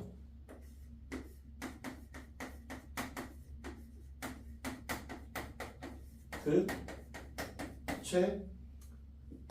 최대값과 최소값을 어떻게 구하느냐, 딱 두 가지만 확인해 보면 된다는 겁니다. 첫 번째 바로 뭐다? 범위가 존재한다면 그 범위의 끝에 해당하는 값. 여기 같은 경우는 알파일 때와 베타일 때인 f알파, f베타를 범위의 끝값이라고 할 수 있겠죠?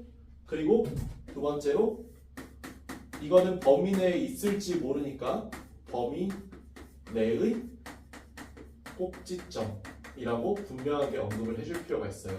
그럼 왜 하필 범위 내의 꼭지점이냐? 정확히 말하면 꼭지점의 y값이 맞는 표현일 텐데, 그럼 왜 하필 범위 내야 하느냐? 여기도요, fp가 최소값일 수도 있었어요. 어쩌면 다만 뭐가 안 돼서 범위가 이 p를 포함하지 못해서, 범위가 여기는 p를 포함하지 못해서 fp를 최소값으로 갖지 못했죠. 하지만 범위가 p를 포함할 때는 최소값으로 반드시 fp가 나오는 걸 보셔서 알겠지만, 범위 내에 있는 꼭지점의 y값은 반드시 최대 또는 최소로 활용해 볼 필요가 있겠죠. 따라서 앞으로 최대 최소 문제에서는 범위의 끝에 해당하는 값과 범위 내의 꼭지점의 y값을 꼭 확인해 달라라는 거. 그리고 이건 사실 최대 최소에서 굉장히 많이 사람들이 실수하는 것 중 하나지만요, 그래서 다시 한번 또 언급하는 건데, 어쨌거나 최대값이라고 불리든 또는 최소값이라고 불리는 이 값이라고 하는 개념 있죠? 이 값이라고 하는 개념은 무조건 y값을 의미합니다. 무조건 y값을 의미하기 때문에 y값이라는 개념을 잘 알고 있으시길 바래요. 여기 최대값, 최소값 하면 가끔씩 x가 p일 때 최소니까 x가 p인 거, 그게 p가 최소예요, 이렇게 말씀하시는 분들 꽤 많이 봤어요. 그래서 항상 최대, 최소값은 언제나 y값을 따지는 거라는 것까지 잘 기억해 두시기 바랍니다. 이상 여기까지 해서 2차 함수의 최대, 최소 봤고요. 다음 시간에는 3, 4차 방정식에 대해서 배워보도록 하겠습니다. 감사합니다.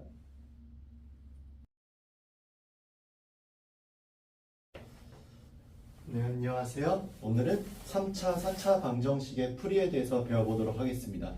우선은 3, 4차 방정식이 여기처럼 최고차항이 3차이거나 여기처럼 최고차항이 4차인 경우들을 말하는 거는 미리 말씀을 좀 해놓을게요.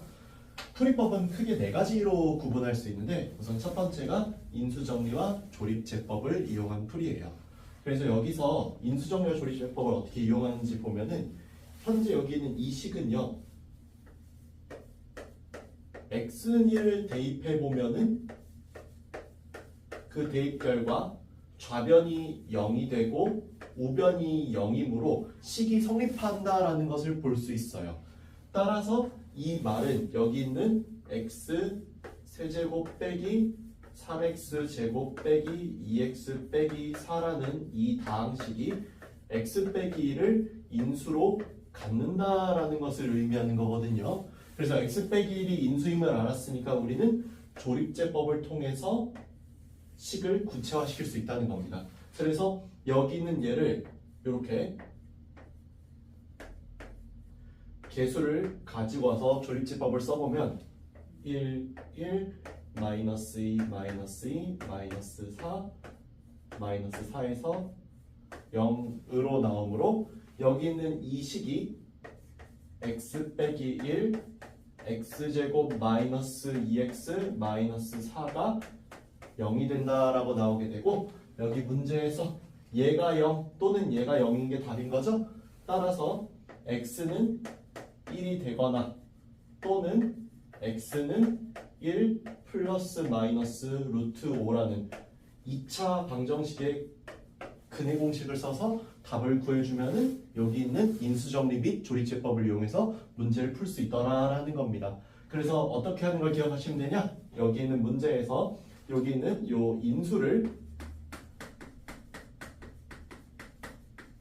찾아주고요. 조립제법을 써서 여기는 문제에서 근의 공식 내지는 인수분해를 통해 남은 근을 찾아주는 방법을 사용한다라는 것을 확인할 수 있을 거예요. 두 번째로 공통부분을 치환해서 푸는 방법도 있습니다. 공통부분을 치환해서 푸는 방법은 여기 문제에서 보면은 x제곱 빼기 x라는 것이 여기에도 나와 있는 거 알 수 있죠? 얘를 t로 바꿔봅니다. 그럼 이 식은 t제곱 빼기 더하기 t 빼기 3은 0이 되고요. 요거 인수분해하면은 t 플러스 3 t 마이너스 2로 이렇게 인수분해되는 거 알 수 있어요. 그러면은 여기 있는 문제에서 t를 다시 x제곱 빼기 x로 바꿔주면은 x제곱 빼기 x 더하기 3 x제곱 빼기 x 빼기 2가 0이 된다는 걸 알 수 있죠?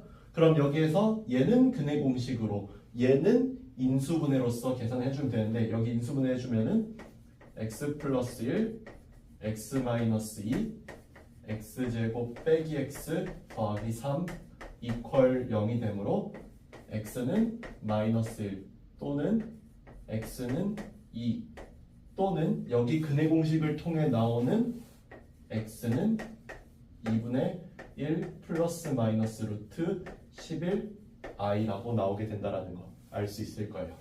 그래서 여기 있는 이 문제는 여기 있는 요 x제곱 빼기 x라고 하는 공통적으로 식에서 나오는 부분을 t로 치환해서 여기 있는 요 문제를 풀어주는 것으로 마이너스 3이 아니라 6이네요. 여기는 이 문제를 풀어주는 것으로 문제를 해결할 수 있더라라는 거 알아두시면 되겠죠. 세 번째로 복 2차식을 이용해서 푸는 방법이 있는데 이 복 2차식은 이제 이런 식으로 4제곱, 제곱, 상수, 4제곱, 제곱, 상수의 형태인데요. 여기 있는 문제는 풀이가 크게 두 가지가 있어요. 첫 번째가 치환해서 푸는 거, 두 번째가 제곱식을 이용해서 푸는 겁니다. 얘는요, 치환, x제곱을 t로 치환합니다. 그럼 얘는 t제곱 빼기 t 마이너스 2가 0이라고 나오거든요. 그럼 여긴 얘는 인수분해하면은 t 마이너스 2, t 플러스 1로 나오게 돼요. 그러면은 여기 있는 얘는 다시금 여기 있는 t를 여기 있는 x제곱으로 바꿔주면은 x제곱 마이너스 2 x제곱 더하기 1로 바뀌고 이게 이퀄 0이다라고 이렇게 쓸 수 있게 되죠. 그래서 여기서 나오는 근과 여기서 나오는 근으로 답을 내주면 되는데 여기서 나오는 근은 당연히 풀마 루트 2라고 나오는 근 또는 여기서 나오는 근은 플러스 마이너스 i가 되겠죠. 이렇게 해서 푸는 치환을 이용해서 푸는 풀이법이 있어요. 다음 얘 같은 경우는 x제곱을 t로 치환해 보면은 이렇게 나오게 되고 얘가 더 이상 인수분해가 안 될 때가 있습니다. 그럴 때 여기는 얘를요. 여기는 이수와 여기는 이수를 통해서 가운데에 이렇게 완전 제곱식으로 만들고 빼기 t라고 쓸 수 있다라는 거. 여기서 조심해야 될 건 뭐냐? 쌤 여기서 이거 t제곱 플러스 2t 더하기 1로 해서 t 플러스 1의 제곱으로도 묶을 수 있지 않나요? 라고 할 수 있는데 말씀하신 것처럼 이런 식으로 묶게 되면은 이따가 문제 풀 때 보시면 알겠지만 얘가 더 이상 인수분해가 좀 이상하게 되는 형태를 띠게 돼요. 그래서 여기는 얘가 제곱수인 경우만을 채택을 합니다. 그래서 얘는 탈락, 얘가 맞는 거다라는 게 돼요. 그래서 이 상태에서 t를 다시 x제곱으로 바꿔주면은 이 식은 x제곱 마이너스 1의 제곱 빼기 x제곱이 된다라는 거. 여기서 제곱 빼기 제곱의 합차 공식의 꼴로 인수분해를 해주면은 x제곱 빼기 x 빼기 1과 x제곱 더하기 x 빼기 1로서 이퀄 0이 나온다라는 거. 그리고 여기서도 또 마찬가지죠. 또 근의 공식 또는 인수분해 써주면 돼요. 여기서는 바로 근의 공식이죠.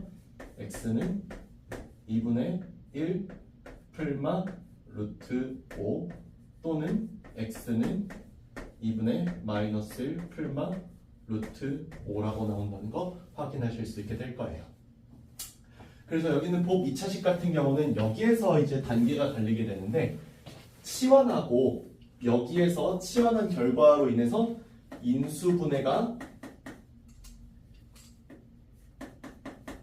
가능하다면 이런 풀이의 진행도를 띠게 되고요. 여기서 인수분해가 안 되게 된다면 이런 풀이를 띠게 된다는 거. 인수분해 여부에 따라 풀이법이 갈린다는 걸 알 수 있겠죠. 다음 상반방정식이라는 것인데 상반방정식은 어떤 특징을 가지고 있냐면요. 여기 개수가 1이잖아요. 이 상반방정식이라는 뜻을 알려드리려고 하는 건데 여기 있는 사차항의 개수와 상수항의 개수가 완벽하게 똑같아요. 그리고 여기 있는 얘랑 여기 있는 얘 3차항과 1차항의 개수가 똑같아요. 마치 이 가운데 2차항을 하나의 거울로 두고 데칼코마니 마냥 똑같이 생긴 이런 모양을 우리는 상반 방정식이라고 부르게 돼요. 그랬을 때 이제 이 문제의 풀이는 어떻게 하느냐? 이 문제는요. x제곱으로 식을 앞으로 억지로 묶어내줍니다. 억지로 묶어내주면 여기서 x제곱 빼기 2x 빼기 1 빼기 x분의 2 더하기 1이라고 나오게 돼요. 그랬을 때 여기서 이제 잘 보세요. x제곱에다가 여기서 x제곱 더하기 x제곱분의 1 빼기 2 x 더하기 x분의 1 마이너스 1로 이렇게 묶여지게 되죠. 이렇게 묶여지게 되면은 여기서 우리가 x 더하기 x분의 1을 t라고 둡니다. x 더하기 x분의 1을 t라고 두면은 여기 문제에서 여기 있는 이 녀석 있죠. x제곱 더하기 x제곱분의 1은 반드시 t제곱 마이너스 2로 나오게 될 거예요. 이거 계산해보시면 금방 되거든요. 그래서 여기 안에 있는 식만 바꿔줍니다. 그러면은 x제곱에 있는 상태에서 t제곱 마이너스 2t 마이너스 3으로 이렇게 나오게 되고 이게 이제 인수분해가 되는 형태로 나올 거예요. 그래서 x제곱에 t 마이너스 3 t 플러스 1로 바꿔주고 여기는 t를 다시금 x제곱에 x 더하기 x분의 1 빼기 3 x 더하기 x분의 1 더하기 1로 바꿔줘서 여기는 얘를 x를 하나씩 분배해줘서 x제곱 빼기 3x 더하기 1과 x제곱 더하기 x 더하기 1로 만들어줍니다. 이렇게 만들어줘서 여기가 이퀄 0이니까 아까랑 똑같이 근의 공식 또는 인수분해 공식을 써줘서 여기는 2차식을 해결해주면 문제가 풀리게 돼요. 이거 답 같은 경우는 여기 위에다 적을게요. 공간이 좀 부족해서 여기에 답은 x는 2분의 3 풀마 루트 5로 나오거나 또는 x는 2분의 마이너스 1 풀마 루트 3의 i라고 나오게 되겠네요. 여기 있는 답은 공간 부족해서 이 위에다 적었어요. 그래서 여기는 상반방정식은 이런 특징을 갖고 반드시 x제곱 앞으로 끌어내서 푼다라는 거 알아두시면 되겠습니다. 이상 여기까지 해서 모든 3, 4차 방정식의 유형의 풀이를 알아봤고요. 다음 시간에는 3차 방정식의 근과 계수의 관계를 포함한 여러 성질들을 알아보도록 하겠습니다. 이상 마칠게요. 감사합니다.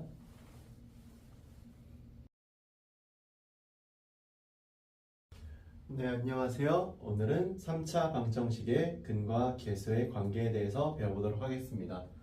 우선 첫 번째로요. 3차 방정식의 근과 계수의 관계부터 볼 건데 이 3차 방정식이 이렇게 ax 세제곱 더하기 bx 제곱 더하기 cx 더하기 d는 0이라는 형태로 나와 있어요. 여기에 세근을 각각 알파, 베타, 감마라고 한다면은 알파, 베타, 감마 세근의 합은 마이너스 a분의 b로 나온다. 알파, 베타, 베타, 감마, 감마, 알파 이렇게 두 개 근의 곱의 합은 a분의 c로 나온다. 그 다음에 알파, 베타, 감마의 곱은 마이너스 a분의 d로 나온다라는 거. 이렇게 3차 방정식의 근과 계수의 관계. 이 공식은 워낙 자주 쓰는 공식이니까 잘 알아두시면 도움 많이 받으실 거라서 이거 잘 알아두시길 바라고요.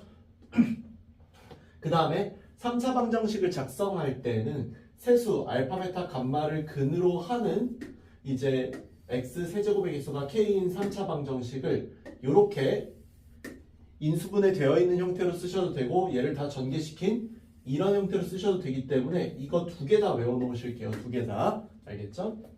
그 다음에 좀 이제 중요한 것 중 하나가 여기 이게 어디서 막 배울 때가 좀 애매해가지고 여기다가 내용을 써놨는데요. 되게 자주 나오는 내용이니까요. ax 세제곱, bx 제곱, cx 더하기 d는 0의 세근이 알파, 베타, 감마다라고 했어요. 그러면은 알파분의 1, 베타분의 1, 감마분의 1 요거 세 개를 세 근으로 하는 3차 방정식은요. 이렇게 거꾸로 개수가 역전해서 나타나게 돼요. 아까 a, b, c, d였는데 세근 알파, 베타, 감마였잖아요. 이거를 알파분의 1, 베타분의 1, 감마분의 1로 여기 있는 근 자체를 역수로 만들면은 개수가 반대로 역전된다는 거. 아까 A, B, C, D 순이었는데 지금 D, C, B의 순으로 거꾸로 뒤집혔죠? 요거 기억해 두시면 도움 많이 받으실 수 있을 거예요. 알겠죠? 세 번째, 3차 방정식의 켤레근에 대한 얘기인데요. 이 켤레근이라고 하는 것은 상황이 주어질 때 어떤 A 풀마 B 루트 M 또는 A 풀마 B I처럼 서로 이 가운데 이 부분이 다른 경우를 우리는 켤레근이라고 불러요. 그래서 개수와 상수항이 모두 유리수일 때에는요. 이때는 켤레 실수로서 답이 나오게 되고 여기 있는 개수와 상수항이 모두 실수일 때는 이때는 켤레 옥소수로서의 근이 나오게 된다라는 걸 알아두시면 좋겠어요. 그래서 한 근이 P 플러스 Q 루트 M이라고 할 때 나머지 한 근은 P 빼기 Q 루트 M으로 나온다라는 거. 그 다음에 한 근이 P 플러스 QI라고 한다면 나머지 한 근은 P 빼기 QI라고 나온다라는 거. 그래서 이렇게 두 개가 서로 켤레근이라는 개념으로 나온다라는 거 알아두시면 되겠고요. 네 번째로 이번에는 x세제곱은 풀마 1의 허근에 대한 얘기입니다. 그리고 이 허근은 보통 오메가라고 불러요. 우리가 여기 쓰는 건 W라고 쓰는데 읽기는 오메가라고 읽는 걸로 우리는 항상 그렇게 약속했으니까 여기에서 x세제곱은 1의 한 허근을 오메가라고 하면은 이거는 다 외워주셔야 돼요. x세제곱이 1인 거 오메가 제곱 더하기 오메가 더하기 1은 0인 거 오메가 더하기 오메가 바가 마이너스 1인 거 오메가 바가 1인 거 그리고 오메가 제곱이 오메가분의 1이고 그와 동시에 오메가 바라고 나온다라는 거. x세제곱이 마이너스 1 때도 마찬가지예요. 여기도 똑같이 허근을 오메가라고 불러요. 그리고 이 오메가에 대해서 오메가 세제곱은 마이너스 1, 오메가 제곱 빼기 오메가 더하기 1은 0이라는 거. 그 다음에 오메가 더하기 오메가 바가 1이고 오메가 바가 1이고 오메가 제곱은 마이너스 오메가분의 1이기도 하고 마이너스 오메가 바이기도 하다라는 거. 그래서 이렇게 외워두시면 되고 혹시나 이거 헷갈리실까봐 오메가 바는 켤레근이라는 거, 네, 켤레근으로 나온다라는 거. 그래서 이거 잠깐 화면 멈춰두시고 캡처해서 외워두시면은 이제 실전에서 문제 풀 때 도움 되게 많이 받으실 테니까 이거 꼭 외워주시길 바랄게요. 이상 여기까지 해서 오늘 3차 방정식의 근과 계수의 관계에 대해서 배워봤고요. 다음 시간에 연립방정식이랑 부정방정식을 포함한 남은 방정식 부분들 마무리 짓도록 하겠습니다. 감사합니다.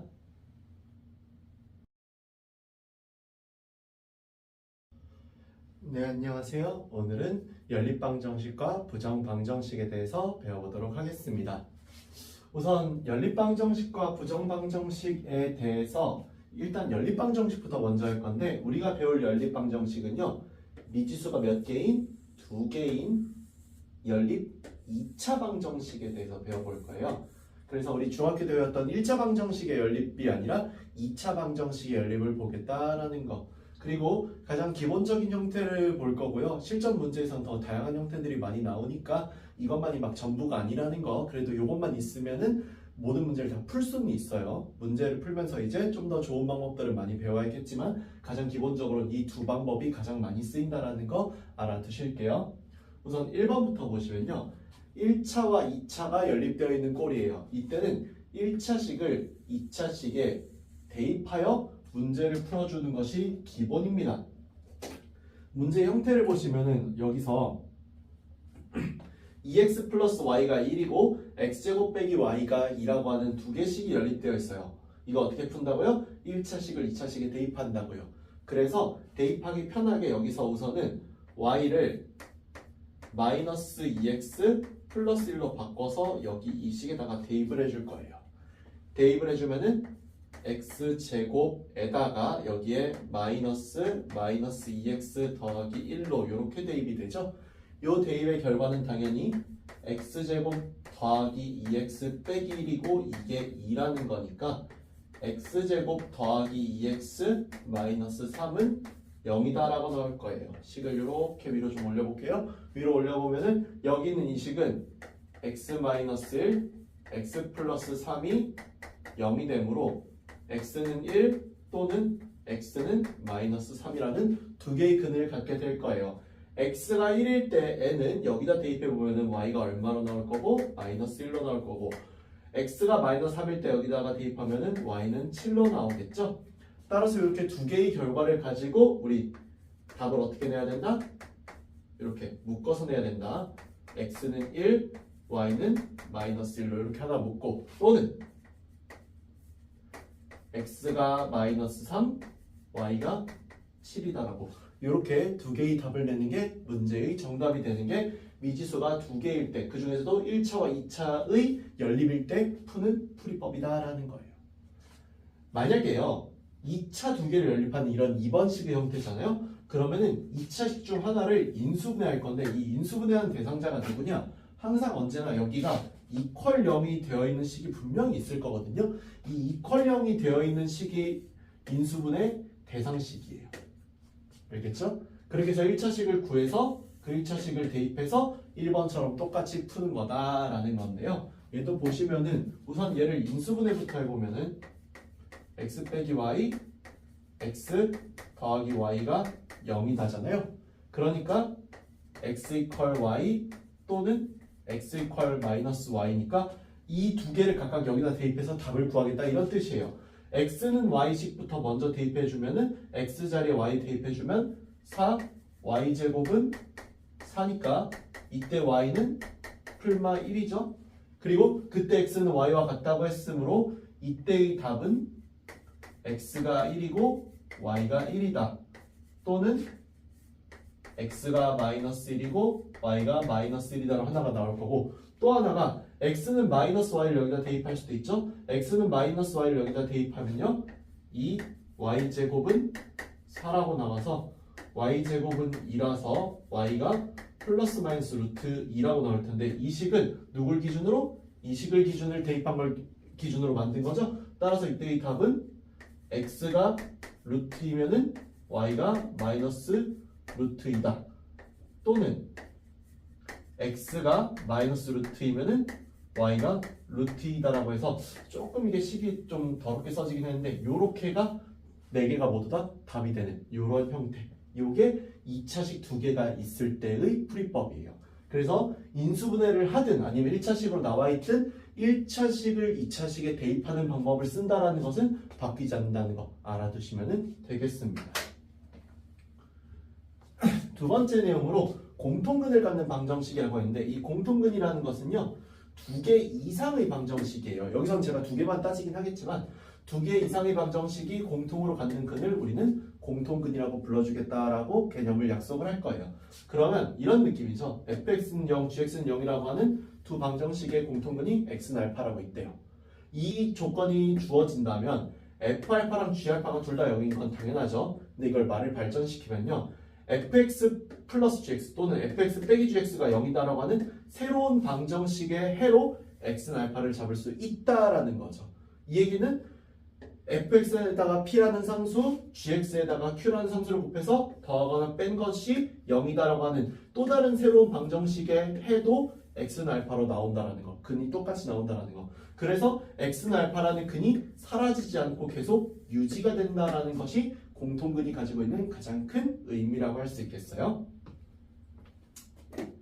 마지막 세 번째로요. 부정방정식에 대해 배워볼 텐데 이 부정방정식이라는 것은 미지수의 개수가 식의 개수보다 많아서 해를 정할 수 없는 경우를 우리는 부정방정식이라고 할 거예요.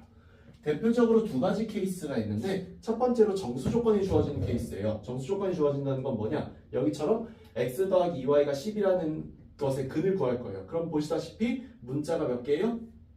2개죠. 문자가 2개인데 식은 몇 개다? 하나밖에 없다. 근데 조건이 어떻게 주어져 있죠? 이렇게 자연수나 정수 같은 이런 조건이 주어질 때예요. 그럼 이 조건 때문에 y가 이 x, y라고 하는 이 순서상을 구할 때 y가 1이면 1인 거에 맞게 x가 10이 나와야겠죠. 다음 y가 2면 8이 나와야 할 거고요. 3이면은 6, 4면은 4, 5면은 2까지 이렇게 총 5개가 나와야 할 것이고 이 5개 말고는 근이 못 나오겠죠? 왜? 자연수 조건에 걸리기 때문이에요. 이런 경우가 이제 정수 조건이 주어졌을 때 분명 정할 수 없다. 왜냐? 여기요. 그냥 우리가 대놓고 말하면 사실 1하고 2분의 11도 답 돼요. 그죠? 그 다음에 뭐가 또 좋을까요? 예를 들어서 뭐 7하고 2분의 5도 답 될 거고요. 14하고 마이너스 1도 답 돼요. 그러니까 답이 한두 개가 아니라는 겁니다. 그 중에 조건을 만족시키는 답은 이 5개밖에 없다. 이런 식으로 조건에 맞게 문제를 풀어주는 것이 정수 조건에서의 문제풀이다. 두 번째로 이번엔 실수 조건 볼 건데 이 실수 조건 같은 경우는 이렇게 나와 있는 식에서 근을 구하라고 했는데 xy는 실수라고 했어요. 아까 여기서 봤던 이 경우처럼 값을 따다닥 정할 수가 없습니다. 얘는 왜? 실수이기 때문에요. 그래서 정할 수가 없는데 다만 여기 문제에서가 완전 제곱식의 형태를 띌 수 있단 말이죠. 이렇게 x 더하기 y의 제곱 더하기 여기 같은 경우도 y 더하기 2의 제곱 이퀄 0이라고 이렇게 식을 쓸 수 있죠. 이렇게 식을 써놓고 나서 하는 말인데 이게 제곱 더하기 제곱이 0인데 제곱이끼리의 합이 0이 될 수 있는 방법은 얘도 0이고 얘도 0인 것밖에 없거든요. 그래서 둘 다 0이 나오려면은 x가 뭐랑 같아야 되고 마이너스 y랑 같아야 하고 y가 뭐랑 같아야 한다? 마이너스 2랑 같아야 하니까 x가 2, y가 마이너스 2인 요 하나만 답으로 나오게 되고 나머지는 답으로 나올 수가 없게 되는 거죠. 그래서 분명히 식은 하나이고 문자는 2개이지만 문제를 풀 수 있는 이런 형태를 우리는 부정 방정식이고 이런 풀이법 2가지가 있다는 거 알아두시면 되겠습니다. 이상 여기까지 해서 연립 방정식과 부정 방정식에 대한 내용을 배워서 여러 가지 방정식을 모두 다 마치겠고요. 다음 시간에 1차 부등식에 대해서 배워보도록 하겠습니다. 감사합니다.